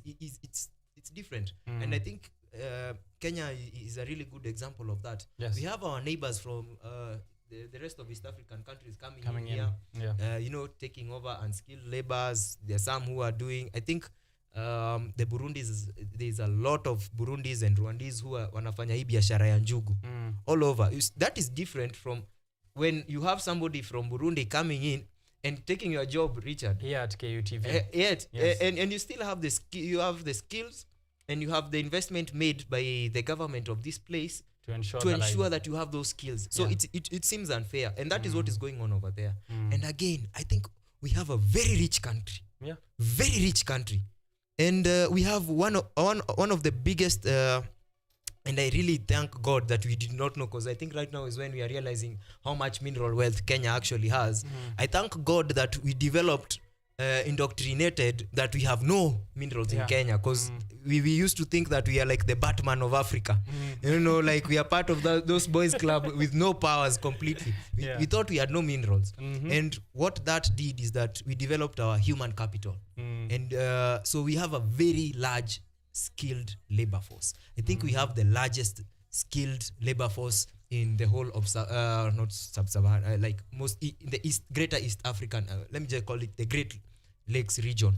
We have a really big skilled. Right now, Richard, it is very easy to, if you go into Mathare, you will find you'll find PhDs. Yes. So the problem is not education per se, it is job opportunities, having a conducive environment for such job opportunities to be created, and then we don't even need to export people. We don't need to export labor. This is it's new age slavery, to be honest. Yeah. When you have somebody 7 years in training in campus in higher education, for you to go to Qatar or uku in the Gulf, where you work without any freedom. You can't leave the country without say from your employer. You can't even move from one district to the other. Getting housing is difficult. So you leave all the freedom over here and all the opportunities here. Go develop another person's country where you are actually a slave. Yeah. So I think those are some of the things that came out from the William Ruto show. I think those are some questions that maybe the people should want to ask. I think another question that was really pertinent, and I really think the president did a great disservice to the people. There was a question that was raised about the disappearance of people. Yeah. I think it is in public knowledge that right now public abductions have become the norm of the day. Yeah. And right now, I think it is yesterday we just discovered that there are 50 bodies at the city mortuary. All of them unclaimed, and yet you have people still searching for where they're still searching for their family, their kin. So I think in that regard, maybe this is not something that should be taken lightly. Yeah. And I think this has shown a glaring incompetence, level of incompetence within the National Police Service, and I think it will be only just to call them out. Yeah. The National Police Service has let Kenya down, has shown glaring incompetence. They have behaved very unprofessionally, and I know it's not the whole service, it's just a few rotten individuals within the service. But when you have somebody with a neck wound, with a neck bullet wound, and it being filed as an accident in Juja, I think that is a level of incompetence that should not be entertained in any way. Yes. Yeah. Very unprofessional there. A couple of issues which have been raised by Eric, and I want to point them out before Ojang, maybe you pick it up. One is from the Rigathi Gachagua conversation, playing with caution. He seems to be reading from a couple of scripts. One is from the script of his boss, that is the president, what kind of cards he played against Uhuru Kenyatta, possibly. But second also is trying to play safe, because I feel also taking this step forward and, outrightly coming forward and saying, I am of the Mount Kenya people, I will speak to the Mount Kenya people. And I've seen here, actually on page 4, him saying that beginning this week, He'll be showing up and addressing his community through all vernacular radio stations to let them know of, a number of issues that he is aware of. So he's coming outright, but not completely, as Eric said, trying to be lukewarm, not exactly whether he's in government or not. And these are very crucial times. Sijui kama from Ojwang Mariam, who also was there, I think you were there at the Limuru 3? Yes, and I think this also was part of the conversation that happened there. The place of Rigathi Gachagua in all of these conversations. These are critical times. There's a Gen Z movement, as it's been termed. The Gen Z movement, which is tribeless, formless, from according to the president, faceless, na hiyo mambo yote less. And, it's very tricky. If you see how nilikuwa naambia earlier venye Musyoka anaicheza, ni ile ya Gen Z wasije wakanikasirikia wanisalimie. I try and make sure I align with them as much as possible, but still at the same time playing the regional politics of previous times. I don't know how that is going to turn out for DP Gachagua from your end, Ojwang Mariam, kwa hiyo mambo. And DP Gachagua, yeah, on his end, they are not creative. The script writers are not creative. Same script, same things. Alafu jue Wakenya saizi wamechangamka, wanajua kuna mambo ya sympathy cards, yet ati wewe unaweza hadi jipiga. Kuna watu wametake advantage of abductions zenye zina happen, wanajiabduct pia. So hapo hivyo ndo DP Rigathi ako. He wants to be in, he wants to be out. Because he wants to endear Mount Kenya, wenye alikuwa shawaambia mimi niko tayari pale hivyo State House kuhakikisha huyo mzee wa vitendawili, huyo mchawi, huyo mganga afiki. Now ukweli itakuwa nikipatrol State House. Now quoting Nyeri Governor Mutahi Kahiga, baba analala bedroom. How did that happen? Yes. Na huyo governor Mutahi Kahiga anasema their son Rigathi Gachagua the DP hakuwa anajua. So alipita hivi nyuma but he seems to have done the same thing also to William Ruto. Alipita bado akafikia Uhuru Kenyatta. Na sio ndio tunasema same script, yes. Kenyans forgot that. Yes, William Ruto the president was in Kanu, but he is also a flagship. Unaona? He is among those co-founders of ODM. Amegrow hapo hivyo. He himself, President Ruto, is on record saying that if you want to excel in politics here in Kenya, make sure you are in ODM and you've been called at Pentagon and you've been expelled. Hakuna mtu amewahi kuwa expelled ODM. Mambo yake alienda mrama. Akasema mimi walinifukuza, saizi mimi ndio rais. Nitawapanga hao. Now, those who were supposed to panga seems like anawapanga. Unashika? Yes. Na Rigathi anashangaa how. Impango iko aje. Yeah, Rigathi has tried a lot of things, including accusing NIS Director Nurdin Haji of misadvising the president, which is true. According to me, ni vile siezi ingia kotini ni muandikie, unaona, ni muandikie mashtaka. Yeah. But there are a lot of things the NIS Director amefanya zenye hata sisi wenyewe hapa kwa ground tunaona umse hana information. Like around that time ndio alikuwa anasema Rigathi na Uhuru Kenyatta wana fund maandamano. Yes. Then akarudi akachange. Where the script changed, hapo ndio kunaonyeshana it's true the NIS Director has been misadvising the president. Saizi the president na yeye akona communications team ingine inajituma sana. But copy pasting and doing same damage control stories zenye hazi work, like the Mombasa show that happened. Hizi shows nazo zinakuwa ni kama zile public participation zenye there must be people. Kuna watu bado wanafuata either Ruto or UDA for their self interest. Hao ndio watu wanakaribishwa kwa hizi town halls. Yeah. Otherwise it's not organic. Ingekuwa ni watu wote wanafika hapo hivyo, hata tungewaona in the first place. Juu anasema we are not bonging. Secondly, the quality of the questions that they are asking could be telling us that this is an organic town hall organized by the president. Yeah. But ikiwa ni watu wake wako pale, watu wanamuinterview ni watu wake, some of these things hazifai kuwa hivyo. I remember when we were doing a Twitter space for Roysambo, because we are trying to recall him, we're just waiting for IEBC. We had issues with co-hosting that the people from Mheshimiwa Kamande Mwafrika, they are saying they need co-hosting rights juu wako pale. In fact, they go ahead to compare it with the ile ya president. Wanasema hata president wakati alikuwa pale, they had Mohamed hapo hivyo na sijui nani waki-co-host. The problem with that ni hiyo kuselect nani wanaongea. You will just ensure that watu wako ndo wanaongea na ndo wanakupraise. But the people of Roysambu hawa wako wanataka hivyo because it was their space. Ojwang Mariam was just hosting. I was just a host. Walisema now the award-winning media personalities in Roysambu is Ojwang Mariam. In fact, in SAP awards ambazo ni za Roysambu, Ojwang Mariam ndo ushinda.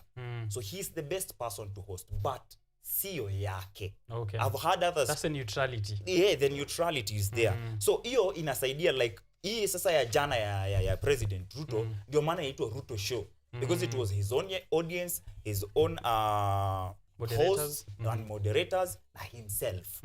Anapeana story zake. He repeated the story of people are not being abducted or people are not missing. Today, Daily Nation is reporting on page 4 that lovers' escapade turns tragic as police shoot and kill young man. Huyu ni watu wawili wanaume. Last month 27th walikuwa wanangojea warembo wao. Sasa walikuwa wameendea warembo wao. Walikuwa wanaendea warembo wao. Their dates. Wakashutiwa, mmoja akasurvive, mmoja akaaga. What was their crime? Just loving. Squeezy love is a serious crime in this country. Kwa sababu huyo alikufa in the line of love, si in the line of duty. Hakuwa kwa maandamano, hakuwa anaandamana, lakini hivi sasa Fee wakiandika ngoma wakiwa na Okello Max nitawakumbusha. He will be among those people. The government ishatubadilisha. Right now we are freedom fighters. Instead ya kuwa tunafikiria vile tutaoana na vile tutapanga nyumba zetu sisi kama vijana. Kweli. Tutoke hapo hivyo. Twende wapi? KRA allowed D candidates into flood job interviews. Yes. Kiongozi wa vijana kutoka Kiambu, Eric Jogona, who is also a business mogul in this country.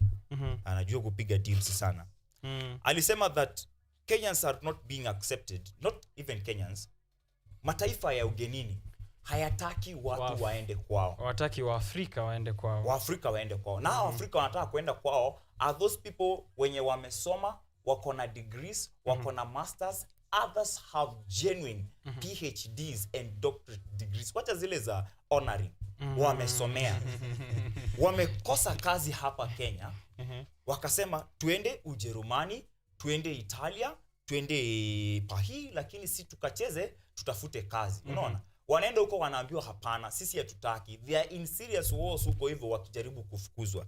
Back in the country tumepewa 156 billion ndio tuingize watu 400,000 officially na wapate IDs. Hata si hata wakuje watafute kazi. Wakuwe part of us, injecting all of them who are refugees.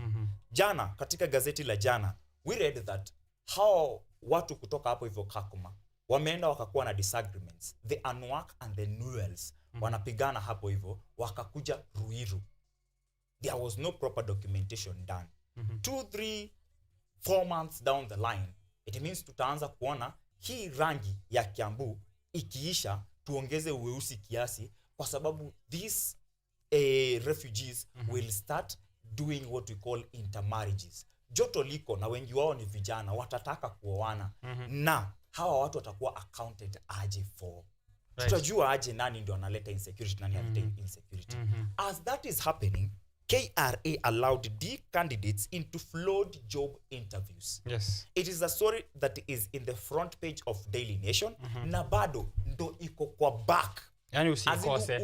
Ufungue gazeti lazima utapatana na hii story. Na hii yote ilifanyikia online. Wanasema audit has poked holes into KRA's internal controls, especially its recruitment system.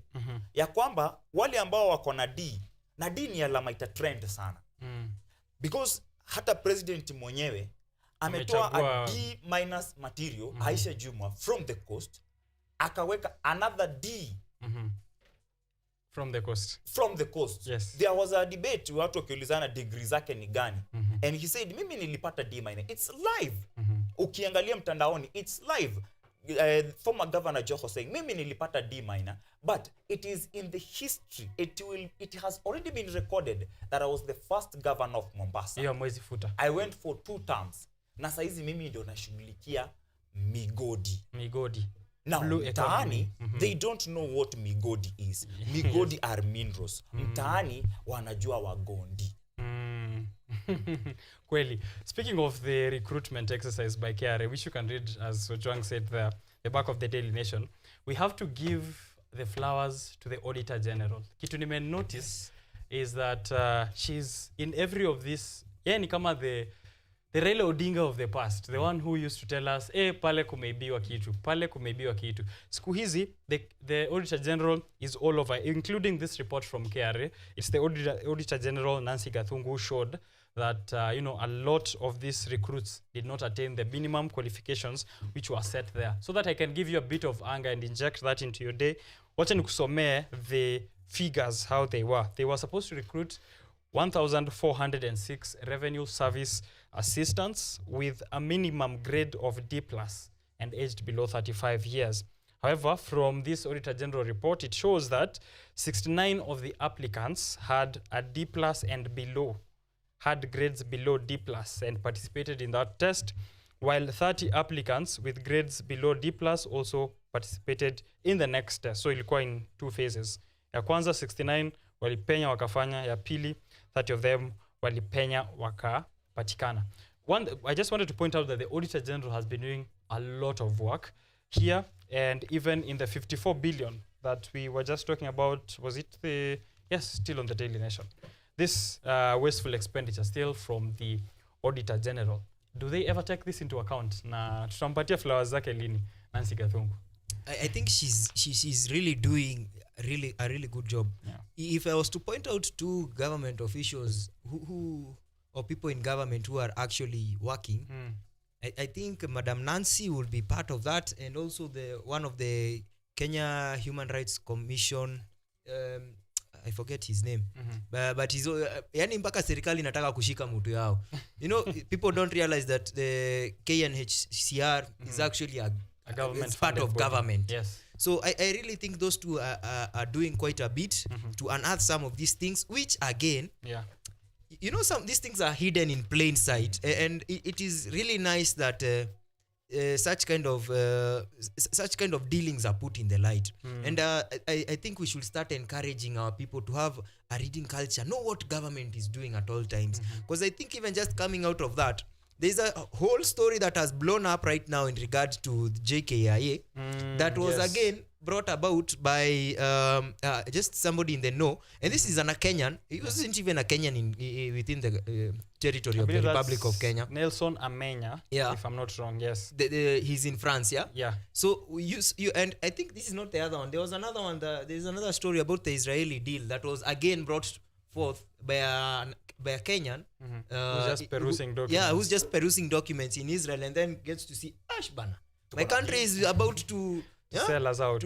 So it's really good that we have such kind of like the love for the country is back, and I think that is something that we really have to give flowers to or credit to the Gen Z. We have seen a resurgence of patriotism and love for the country that previously before was not there. It's just up a COVID banner when people would not buy masks if they were made in Kenya, but if it was made in China, they buy. So I think this is a really good thing. And going back to your question on people who are actually working, I think I would like to quote this story on the Standard, which is on page 2 at the bottom, and again also repeated on page 5 as sponsored content from the office of the Prime Cabinet Secretary, which I believe is an unconstitutional office.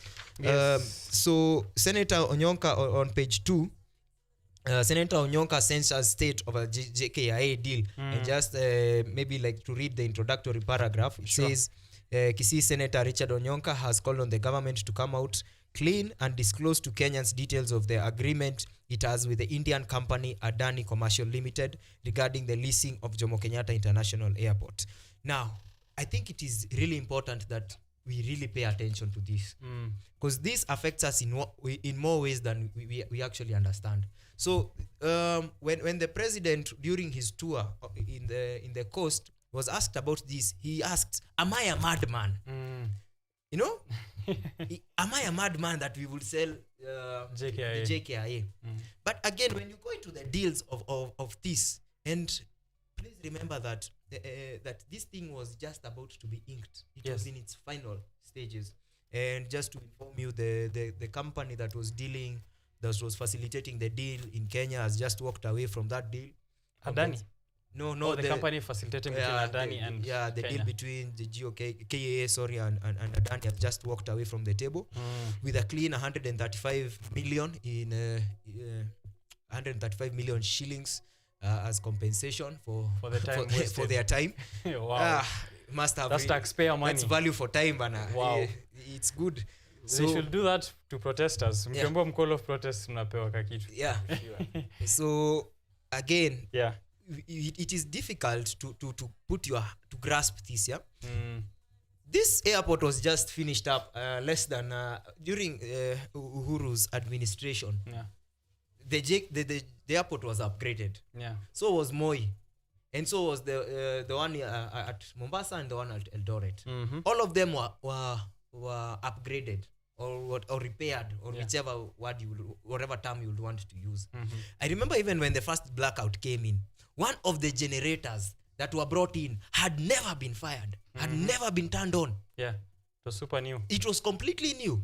But now we are talking about a refurbishing of the entire airport once again. Yeah, this is even it's less than even 7 years, or even less than 5 years from its last upgrade. So it hasn't even had time to recuperate. And then we see a national it being affected by a national blackout with generators on standby that are not even being turned on. You see leaking roofs.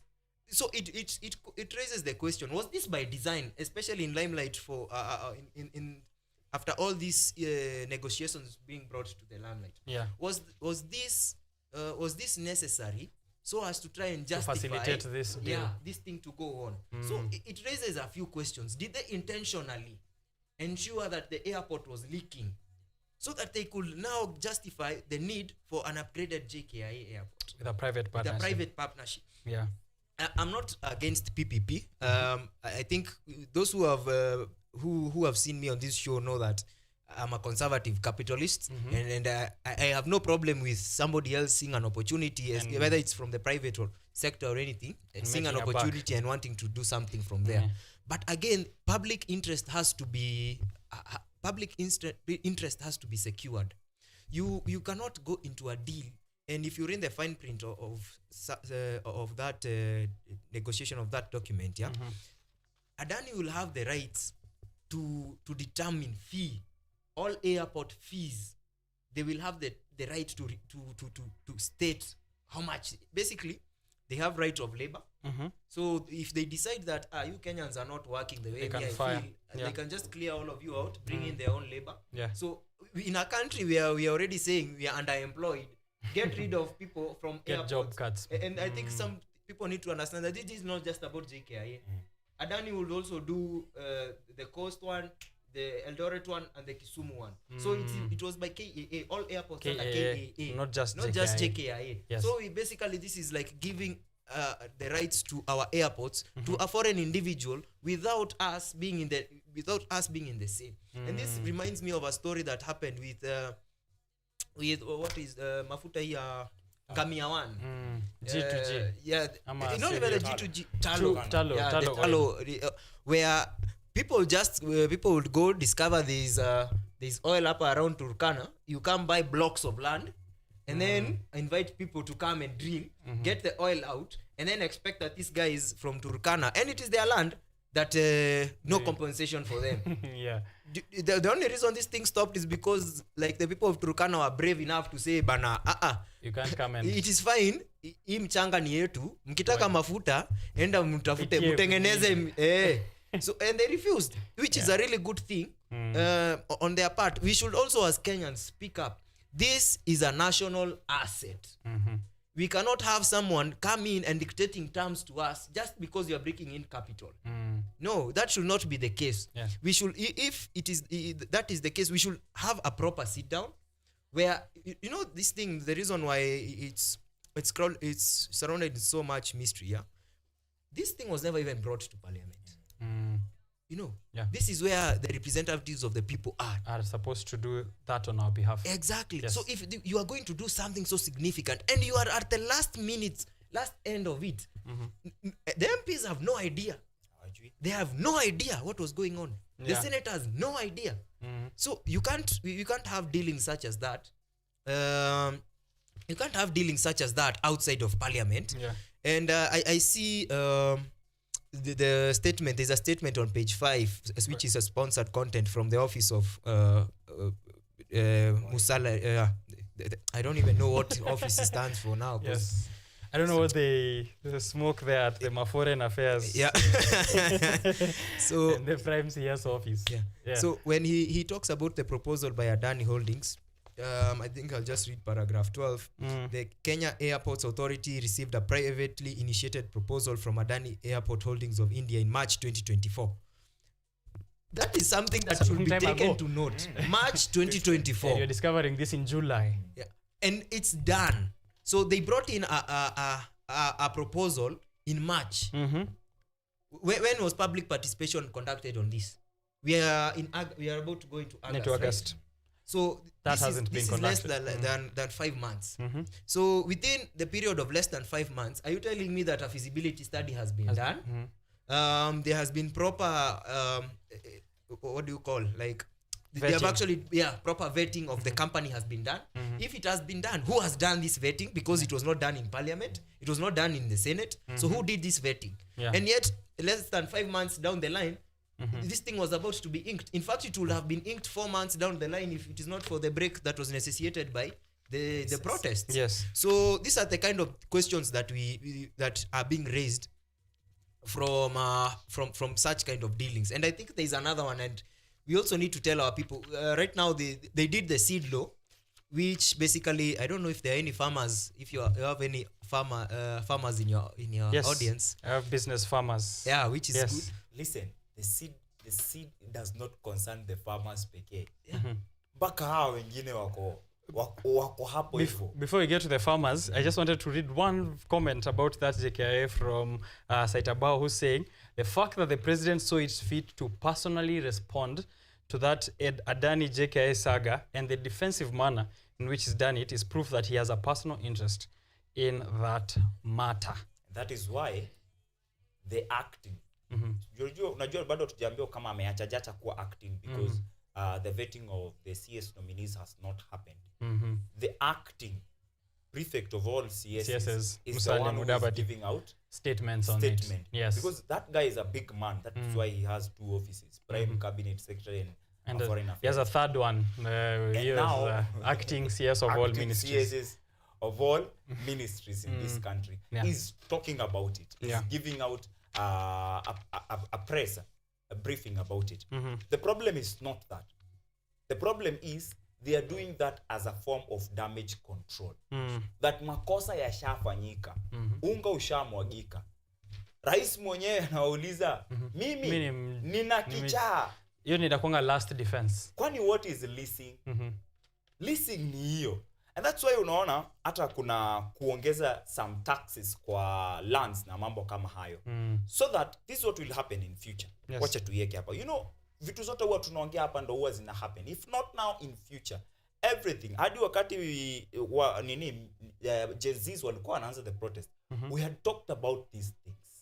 And they happened all the way from years back. Now, this is what will happen in the future. Hii law tukikubali iende hivyo juu itaenda hivyo venye tu deals zinafanyika na hatutajua kama itapitia bunge kwanza hatutajua. Kuna vitu zingine za bunge it's a matter of call. Amesema aje? Sudi yako ndani. Na nani amesema aje? Tumewapea viti juzi. Wao wako ndani. Na inapita. There are some of the bills that zinaweza pita that design. Umeshika? Yes. Hiyo ya land ikipita and we are allowing over 400,000 people kuingia nchini. hao watu watataka mahali pa kuishi, mashamba yatanunuliwa 10 years down the line. Watu wakisikia hapa hivi kuna migodi wanataka kuchimba, watakuwa wanakuja wanaanalyze, wanaangalia hili shamba ni la nani, hajakuwa akilipa tax, wanachukua kama auction, wanaipatia gava ifanye auction. Alafu wewe as a rich tycoon unakuja unanunua, hawa wanaondolewa, whether it is inherited or sijui nini, they don't care matter. Tax ndo inasema. Na usisahau some of these lands sio ati ni zao wa grow cash crops, ni tumahindi tu wapeleke nini Kisiagi, kwanza watu wa Shamahoho, ni tuwaru tu watu wa Nyandarua na Ndafifi, vitu kama hivyo. Mahindi ya Katumani huko Ukambani, shamba kama hizo zikianza kutolewa tax, kuna watachoka. Juu kuna watu the same way saizi kunaendelea, our people now tunawasaidia kupata hiyo civic education, but they don't know these things. So hata hii law ikipita hawatajua. Kuna wale wanasema ati ikubaliwe ipite ndio wasikie uchungu, alafu civic education ikuwe rahisi kiasi. Imagine ati wacha wateswe na Ruto ndio waone baba ni mzuri. Now 2 years watu wameteseka, baba has been sanitized, has washed Ruto. Kwanza in Mombasa amepata mpaka guts za kuwa na show yenye watu kama Mohamed Ali wajichopevu wakitokea kwa halmashauri ya watu wanafuuza. Media inakuonyesha yeye akiongea. But the citizens wenye wako huko wanakuonyesha how people were booing that whole wanasema sisi Joho ndo ametulipa tukuje tusherekee rais. Hatujaambia tukusherekee wewe bado ulivote. Yes wewe bado hujalipa. So kukiwa na watu kama hao inamaanisha bado watu hawajui. Niko na swali na inahusikana na President William Ruto. Well, he was which ministry was he fired from? Was it the agriculture? Yes. I wanted to give him credit as someone who has been in the Ministry of Agriculture. Angekuwa anaelewa shida ya farmers, lakini nimerealize alikuwa fired from that same position. Why is it that this time the government is so insistent on going after farmers and small scale landholders? Niko na hapa livestock bill of 2024 as well, ambayo ningependa tuongelee pamoja na hiyo ya seeds, yeah? So wacha nisome something here from Miracle Mudei, who's a lawyer and a former schoolmate of mine, saying, let me explain to you guys as a lawyer and the son of a livestock farmer why the Livestock Bill 2024 is evil.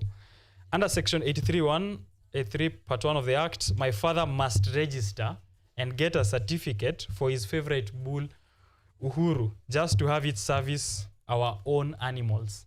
Yani ndo iwekele kitu kwingine lazima I register na ipate certificate ya kuendeleza kizazi. Lazima apatie certificate. Ojongo unanifuata kabisa. So he says, imagine this, my grandmother in the village can't keep her traditional beehive any longer because the government deems it illegal. It's not licensed. The bill forces us to get government permission to import, manufacture, mix or sell any animal feedstuff. Our cows, goats, ducks and poultry can't eat without the government say so. Ani azizi kula kitu yote. Huwezi enda huko unairushia tu njugu na una certificate. Worse still, the government inspectors can invade my father's farm anytime they want, seizing and detaining our milk records. So privacy hapo gone. This isn't just regulation, it's an assault on our way of life. The Livestock Bill 2024 treats farmers as criminals rather than the backbone of our country. Stand with us against this draconian law. Farming families like mine deserve better. That's a son of a farmer who's a lawyer, who's been taken to school through this, complaining of how this is going to affect him. Why is this government so hard against farmers? I think we even need to look at the bigger picture. This is not just about just even farming. If you look at it from a global perspective, this is something that I think the global elites told us they would do. Like, you know, they told us they would actually do this. If you follow the policies of the World Economic Forum and the Davos team, yeah, they told us they would do this, and they called it the Great Reset. And I would encourage our audience members, please just go read about the Great Reset and go find this information out for yourself. Get first-hand information. Wacha isikuwe ni mimi nakwambia inakaa ruma. Go read about it yourself and then you'll come to understand what is going on. Yes. What they are doing is simple. They are targeting the seed So they are going to target the farm. You cannot, they're targeting seeds for plants. So if you, and we'll come into that because it's a whole huge topic, yeah. So they're targeting the farms, the farmers who are doing cash crops, yeah. So they want to own the seed. So you cannot plant without buying seed from some of these companies, and they're the ones who are driving this agenda. They want to own the medicines. They want to own the live feed. What your livestock is eating. They want to own the product after. And the other thing, I think the only thing they haven't done right now, the land. And the land as well, yes. Yeah. I think in one of the most glaring statements from the policy, and it's written very well on the Great Reset, is you will own nothing and be happy. So basically, it is a campaign against ownership. So they want to remove ownership. And if you look at most of what they call the developed world, ownership is something that has really, none of them can afford a house right now. I think the President Trump, hopefully is going to be incoming, said something very profound. Yeah, if there is no reason why companies such as BlackRock and Vanguard should have controlling interest in single dwelling homes, because you can't own everything. You can't own everything and then leave people without nothing. Yeah. So it's probably the same thing that is happening here. If you look at Kenya, I think if you zoom it out, it's something that is happening out there now, trickling down. Yeah, it is a global experience. It's not just in Kenya. Some of these laws are global. They are advanced by the World Economic Forum through their subsidiaries such as the World Bank and the IMF. So the people pointing fingers towards the likes of Bill Gates when it comes to these matters are right? Yeah, very clear. Especially when it comes to health and vaccination. Yeah, I think there's soon you will find it that it is going to be mandatory. You know, right now, especially in Africa, vaccination is still, it's optional. Yeah, ni wewe utataka aje. But the kind of laws that we see and the kind of proposals that we see being passed around through the World Economic Forum, it's going to be mandatory for you to get certain shots. So if your child, you just give birth to your child, kuna zile sindano za BCG nini. So they are going to be mandatory shots, mandatory, not optional. It's mandatory for you to have them. If you don't, then you are then you've broken the law and you can be jailed. Yeah. So it's something that is advancing. But to bring it down to context in Kenya, I think Kenyans really need to realize that your freedom is at stake, because now your lands are being taken away. Now, why are they going after land? Like I told you, growing up, we were brought up to believe that Kenya was resource poor. We don't have any madini kabisa. We don't have any minerals. Yeah. Okay. So that will make the cost of our land, the worth of our land, really not so much. Yeah, not so much. So we don't focus on that too much. I think it's only a few. I think wale walipigwa na maumau sana wakanyang'anywa mashamba, they're the ones who are going, they cannot let go of land. Yeah. That is why even if it is a 20 by a 20 lazima you cannot let go of that, because we've been dispossessed before. But remember, if you study history, most of the communities were not dispossessed of their lands. So I think most of the communities that suffered the most within this period were the Mount Kenya region, the Maasai, and a few of the, what are they called? The Abagusi and the Bantus, Highland Bantus, Kuria. Yeah, Kurias. And the Kurias. Okay. So most of them, and maybe a few of the Nandis, yeah, that's why they were resisting. So it's not out of the 42.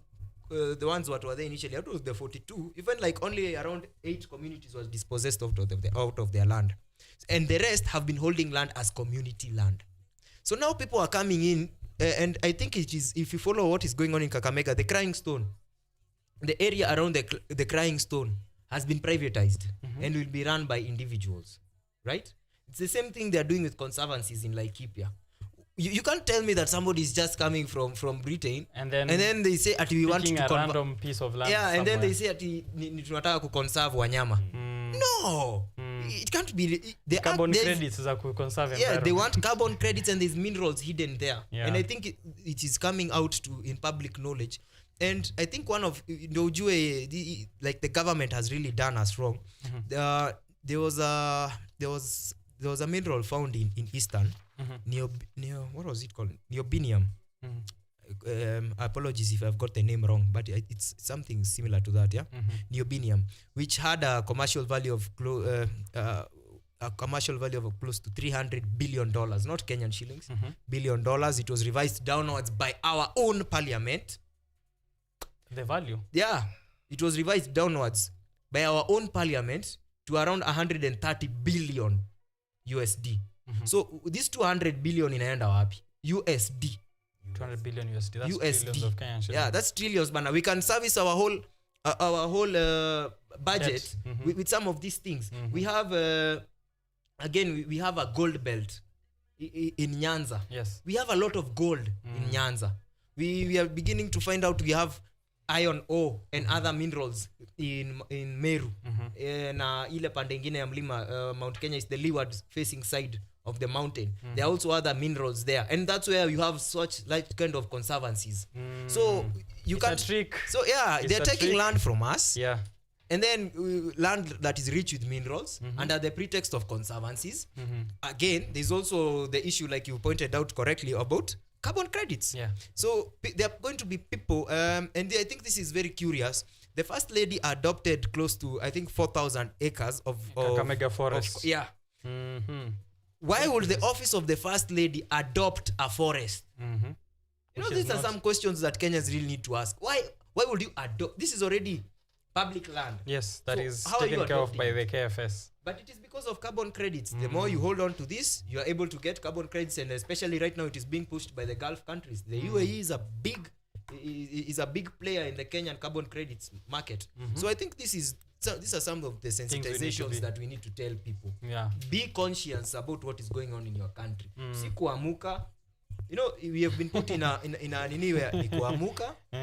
Kula, kazi, nyumbani, kulala. Yeah. And then you wake up the next day. And then the rest of the world is going on around you. Yeah. You're not knowing, you don't know what is going on. Yeah. And when you don't know, utajipata umeamuka hivyo, hata hiyo nyumba unaishi sio yako. Sio yako kweli. Yeah.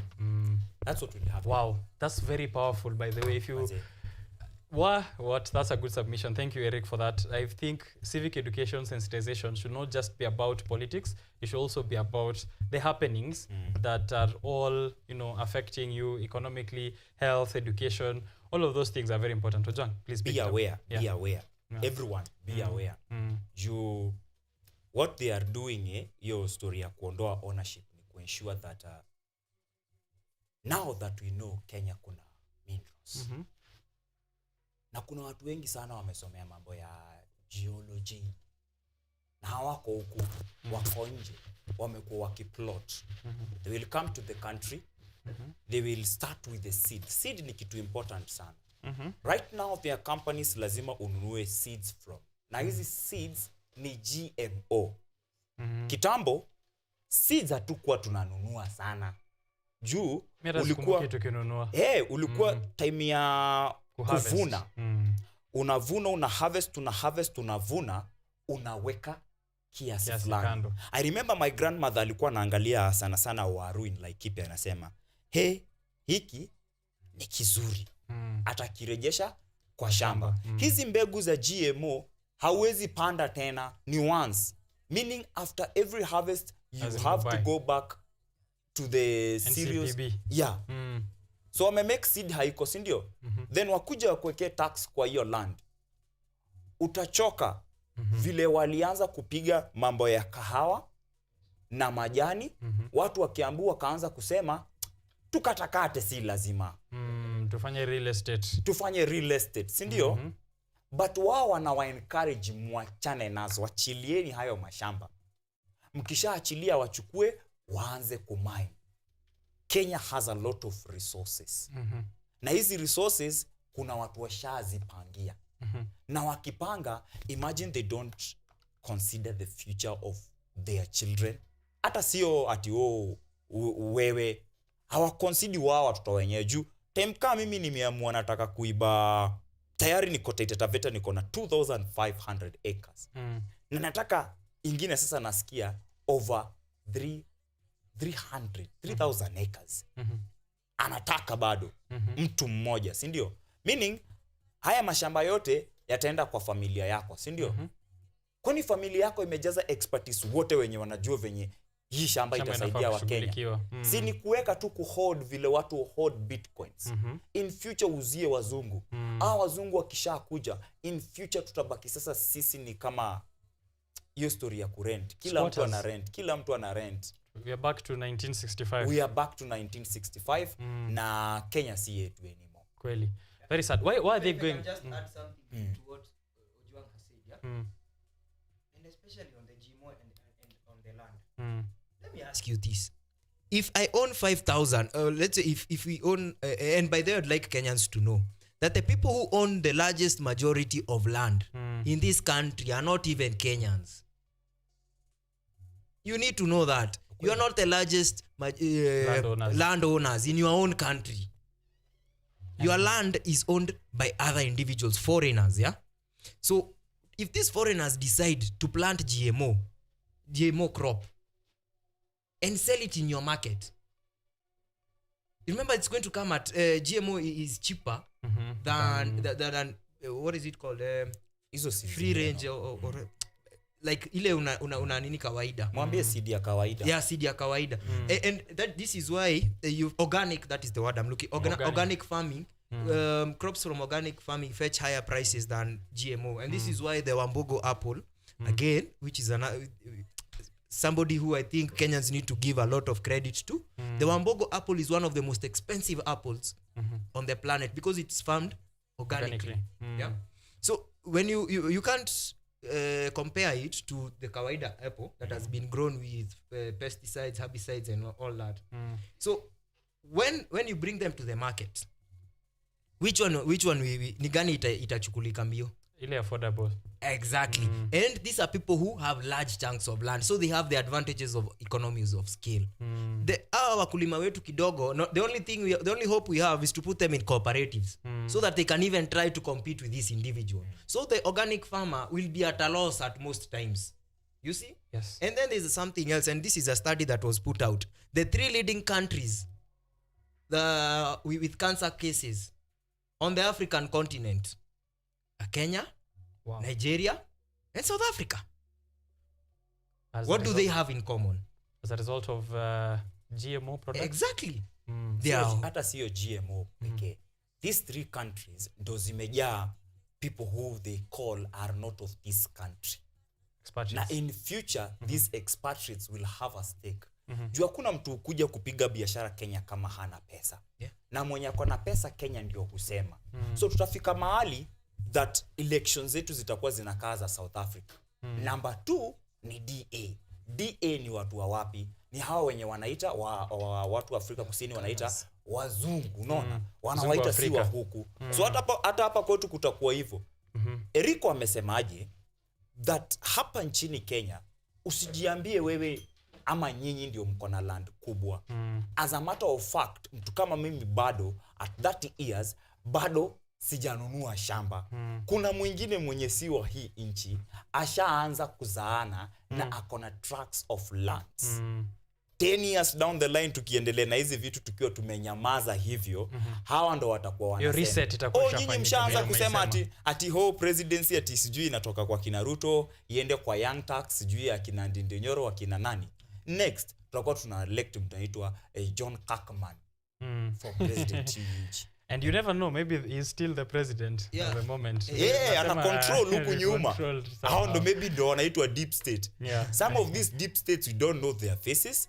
How do I know we don't know their faces? Because ilikuwa imesemekana in 2022 there is no way Ruto can get to that state house juu deep state imeongea na deep state. Na tukuona hiyo deep state. Juu if deep state was Uhuru pekee, Uhuru saizi anateseka Ishawe juu kila festa ateseki that's what they told the masses, which is a lie.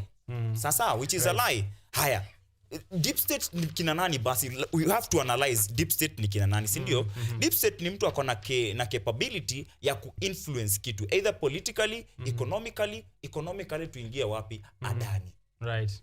The Adanis wakishika KAA. Sijui kwa nini mnaongelea JKIA sana. These people are not taking JKIA. Taking KAA. It's the deal between Adani and KAA, Kenya Airports Authority. Kwa hivyo kitu hawashiki maybe ni Wilson na Isiolo. Isiolo bado ni yao. Isiolo is also Isiolo na vile ni kadogo ni kao. Unaona? So watasukuma hizo 30 years wamalizane nayo, si ndio? Kutoka hapo hivyo they will have a forever 18% stake. Si hata gava ifanye hivi. Unaona vile kuna kwaga na basi za Super Metro. Waambie kampuni kama Adani ni sawa, mko na mado. Undeni ndege zenyu zileteni hapa kwa market yetu. Alafu tukichoka sisi wawili, tukichoka nyinyi muende na ndege zenyu, alafu sisi tubaki na port yetu zetu. Sasa unapeana national treasure. Kwani hujaisikia kuna land hadi yenye watu wakikufa wanasema kwangu kusiwahi uzwa, kukue kuna gawanwa. Tutaguza hadi mashamba kama hayo. Laana zitaanza kutufuata. Sijui kwa nini watu wanasema hakuna laana. Laana bado ziko. Kweli. Aya, laana zitaanza kutufuata. Shamba yangu babu alisema msiuze, nyinyi mshachukua.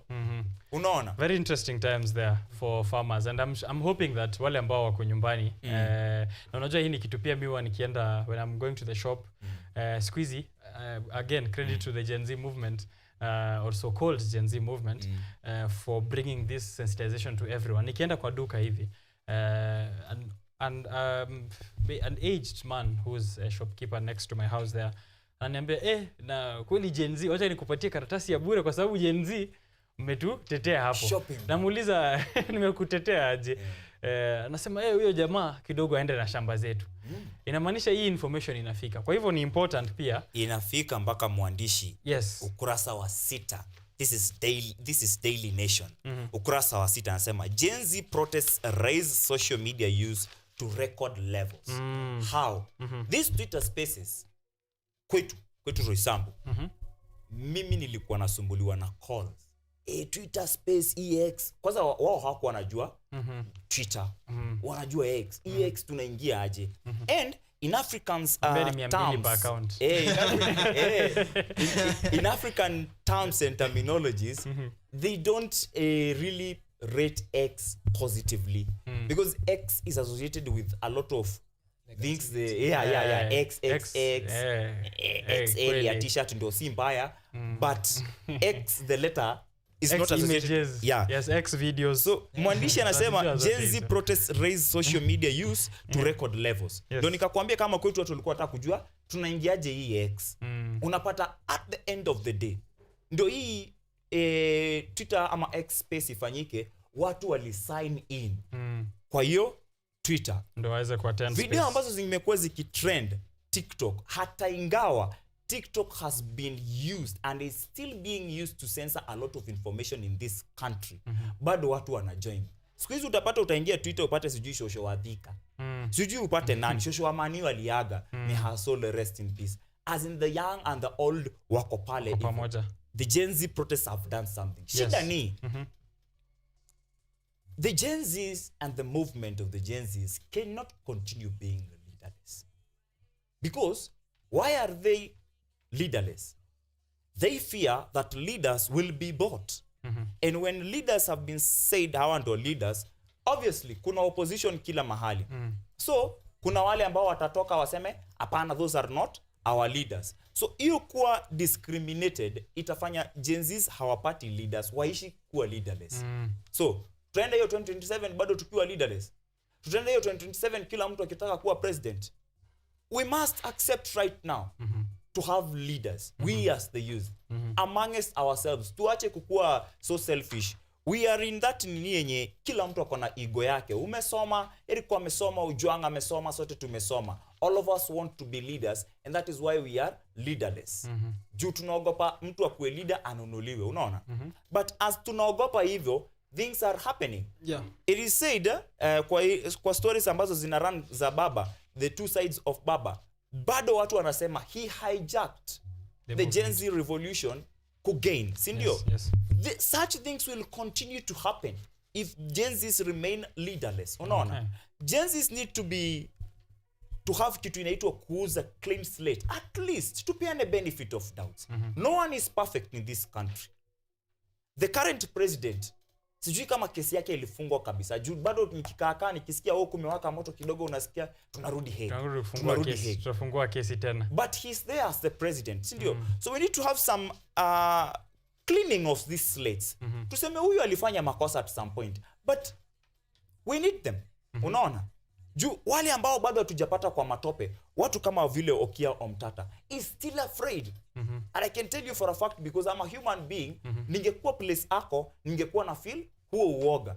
But we say lose fear for them to lose power. Yes. So he's afraid. People like Okia Omtata is afraid that akisemekana yeye ni leader wa Gen Z, atauliwa. Kwa nini? Kuna wakati ambapo tumeona maseneta including Senator Mheshimiwa Kristo Asige akisema kwamba huyu mtu anaonewa hapa hivi. Hata haongei, ananyimwa microphone. Yes. Ukirejea kwa mashinani unasikia gari lake Okia Omtata limefanyiwa nini? Nyumba yake, ofisi yake. But we need leaders. Okay. Sawa. Right. Hata heri to compromise tuseme haya, hatutaki wazee sana. Okay. But we still go back to the history and tuangalie watu kama Martha Karua. Vitu nzuri aliwahi fanya versus vitu mbaya aliwahi fanya. Right. One downgrade ya Mheshimiwa Martha Karua is that he sent her people of Kirinyaga under the bus na akauza shamba yao kwa Wakamba. That's the only bad thing yenye iko. In terms of everything else, constitution ameenda on record akiambia Mheshimiwa Moi Kibaki, manzei gava yako haiwork. Na mimi huwezi ni control kama remote. Wacha niishie hapo. Things watu kama vile Professor Kithure Kindiki wangefanya long time ago. Right. But bado anataka kuamililia power. Power yenye tunaishi kusema kila siku is transient. Yes, it so changes hands. The youth waungane na wakuwe leader. All right. Wakae bila party vile tunasema tuko partyless. Na saa hizi unasikia over 10 parties are trying to be registered. Hadi akina registrar akasema hapana. Ndio anasema hapana. Get ahead of the Gen Zs. Kitu si Gen Z. Kitu si Gen Z. Na bado usisahau we are living at an age yenye Kenya is experiencing decades in weeks. In the month of June, everything that has happened in the month of June ni vitu huwa tunasoma kwa whole history book. 1992, everything that happened in a whole year. 1980 something, everything that happened, the conversations, all of them happening in under 4 weeks. Right. The question of leadership, Eric, I'd like you to also come in there and say, Ojong anasema leaderless, haiwezi, maybe partyless, formless, na hizo less zingine, cashless, lakini ya leaderless, anasema there needs to be leadership if these conversations are going to yield fruits. President William Ruto pia is the reason I'm guessing he has turned his eyes to the opposition, akapick watu pale ODM. Those stories are there as well. Ningependa actually tuzishikanishe kwa sababu ya time as you answer on the question of leadership. So I think just to begin with that, maybe I may hold a contrary view, yeah? So for me, I still believe in one of the tenets of the 48 of laws of power, which is that be formless. You see, like when you are formless, like as water takes the shape of whatever vessel is put in, right? And this makes it very hard to break apart. So I really think the fact that the Gen Z movement is completely organic gives us some level of accountability when we don't have like an exact individual at the top calling shots. Because like people are corruptible, right? But what we need to, maybe the discussion, maybe for me, I would suggest it needs to change from, are you being led by an individual or are you being led by an ideology? You see? Because an idea can survive. An idea is not corruptible. You see? So if the idea behind this revolution is that you want good governance, no matter how many people perceived leaders you take out, you cannot kill that movement. Okay. You see? So I think we need to have ideals as like we have that an ideology leading us. Like we have an ideology as a banner to rally behind. That one you cannot take away. Okay. And if you find some of the most successful but revolutions, they are driven by an ideal. Just to if we go back in history, what were the ideals? One of the most famous revolutions was the French revolutions and how far the country of France has fallen. So it was fraternity. So it was basically brotherhood and equality, right? So those were the ideals of the revolution in France, and that is why even after Napoleon was gone, it still remained. The French Republic still endured. It came back and has been there for quite a long while, and it actually also led to the American Revolution. For them, it was no representation, no taxation without representation. But it has come even to now. So if you want to kill a revolution, just give it leaders. Okay. But if you want it to endure, just give it an idea. Let them find a common ideology. The question now, that OKENYE, we already have the ideas. Let me ask that question so that both of you can tackle it at the same time. I was going to ask it to Eric, alafu pia unaweza respond. What I think, or I feel Ojwang is answering to is, when we say, or when the young people say good governance is needed, Ruto must go. And Ruto has to go, and Ruto must be stopped. What is going to fill the void that is left behind by these bad leaders who are leaving if the young people do not want to take up those positions of leadership, or do not want to present themselves as possibilities or front other people as possibilities of taking over this leadership? Okay, I think maybe the thing here for me, I'd say, let's first chew before we swallow. Because I think if we try to swallow before we chew, we will choke. You see? Yeah. So let's chew. Let's first deal with what is there. This government that is there right now, we feel very uncomfortable with it. We feel like it has no association between itself and the citizenry. We feel like there's a disconnect between us and them. We feel like this, right now, there are questions about the legitimacy of parliament. So what is our goal right now? And I think it has been hard. Let this government go. You see? And then give us back that right. You see, the thing that has been driving this is good governance, right? Once this government goes, I think Nani can handle it. I think the only problem is the IBC. If parliament goes and these people go, I don't see what people keep saying at what will happen to the country? What will happen to the country? We have a constitution which is very clear. If the Nani takes it, if it was the president to go and the DP are back in election 90 days, if it is all of them, it is 60 days and the CJ. There is a whole structure.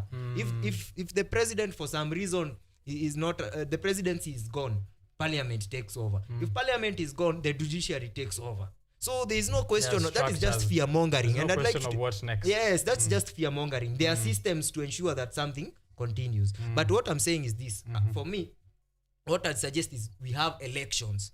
If we are able to call for elections this year, you see, we are able to put in a new crop of individuals. Now, this is where the opportunity comes in, right? Once the revolution is done, there has to be building, right? The people who are swept off cannot come back, are not the ones who come back to build. You see? Then now it is a clear open field for everyone. So if you have an ideology that goes with the movement, good governance, whatever, and you've shown it in practice, then you have the opportunity to ride the wave. Now, you see. But if you don't, the wave will itakusambaratisha. So that is where at least for me, for this revolution to continue, and studying revolutions from all around the world, first of all, you must finish it. Yes. You cannot start talking about what next. It's like you're talking about harvesting, and you haven't even done mulching. Since you were talking about farming earlier on, you've just planted your seed. It's just it's just sprouted, but you're thinking about how many combined harvester am I going to? Yes. You haven't done mulching. You haven't put fertilizer on it. You haven't watered it. So let's take the paces. Mwenda pole hajikwai. So and I really like what has been happening, because if you look at the kind of revolution that we've been going through, it has been stage by stage by stage. So it's 2 days a week. It's 2 days of protest. So it gives you room, and it gives room to the government of the day to try and rectify. And this is why I get into a problem with people who say that this government needs time, hatuwapei time. Kuna 5 days out you have the 5 week. days out of the rest of the week to address what people are telling you in those 2 days. And it's after one of those days is the one that is the most intense. Tuesdays are the most intense, right? So you have the rest of the week to address. But this is the problem with this government. And if I might be so bold to say so, we have a very arrogant government. Let's just put it out. We have a very arrogant government who believes that it is their way or the highway. You do not want to listen to your people, yeah? And when your people tell you this is not what you want, for instance, I think, and this somebody said something very interesting on X, yeah? The leader of this movement, the leader of this revolution is the president. President William Ruto. It is him, because whatever he says on the weekends, whatever he says inflames the next protest. And now that's the problem. That's the problem. Like saizi Eric Njogona is saying, Eric Macharia yes, that hapa Kenya tuko na shida ya bad governance, si ndio? Yes. What's the solution for that? Good governance. Waende nyumbani. Yes. Si ndio? Yes. That's your solution. Yeah. Waende nyumbani, then tuache systems zirun. Okay, maybe ama tuchague wengine. What I said is this, yeah? Systems are run by individuals. Yes. True? Yes. So if you are able to get the individuals out yes, and put in, for instance, what we are experiencing right now is a shadow of what we had under the late President Moi. He had 24 years of rule, and he was an imperial president. What we have right now is with Ruto is a constitutional president trying to play imperial president. But Daniel, the late Daniel Toroitich arap Moi was a proper imperial president. He was like Museveni. He could do whatever he wanted outside of any consequences. You see? So we are in a much better space. We've progressed a bit right now. So what I'm saying is this: if we can, and when Kibaki came in, we saw a complete change. Yeah, we saw a complete change even with the system. I remember, because I was still baro. I remember people doing what they are doing right now, which is people will stop, like if you found a police officer on kwa barabara taking bribes, the citizens themselves, people would go and shika wewe unafanya nini, and they will actually, huyo polisi kama hataki kwenda station, you would pay fare. All those 50 umekuwa ukicollect zinachukuliwa na zinalipwa fare kwa hiyo matatu. That it happened. And then what are we seeing now? Something similar is also coming up. Again, when you see, like when right now, when a police officer wants to come into your car, you unapea lift, tunampeleka. Other citizens hawakubali. Let's go, baby. Yeah. So there's something that is creeping up again, and there's nothing new under the sun. So what I'm saying is simple. It has worked before. Right? We have seen these things working before. Let's get rid of these people who we feel we are discontented with, and then it is upon us. If we make a mistake again, it is upon us. Ni makosa yetu tuishi nayo. Hapo ndo makosa yote yako. John, hii submission yenye unaenda kumake sahizi ni yako ya mwisho, alafu ndo niweze kurap the review. Yes. Let me use it then as my closing remarks. Okay. Why the Gen Z movement will fail without leaders. Who led the French Revolution? The French Revolution was again hijacked. Also, if you read it was by the masses, and it was again the rallying call was bread, and this is why I'm so happy about this. It was about bread as well, and I remember if I can't really quote it in verbatim, but it was if they can't afford bread, let them eat cakes. Yes. That was by Marie Antoinette, right? Yeah. And what happened is that statement riled up so many of the farmers. In fact, it was not even the city guys. It was the farmers huko vijijini who came to protest in the city. Yes, walitoka maushago za France wakakuja. And then what happened? When it was successful and they actually even managed to guillotine the entire French aristocracy, what happened? Napoleon Bonaparte hijacked the whole thing together with the 4 council members. Akwambie tu hapo hivyo. The same thing will happen. It has happened now and it will happen in the future. Sisi ndio tutaenda kwa barabara, sisi ndio tutakava hayo maandamano, tutaonyeshana kila kitu. And someone will hijack it. Raila Bonaparte. Sorry. Tuende pale.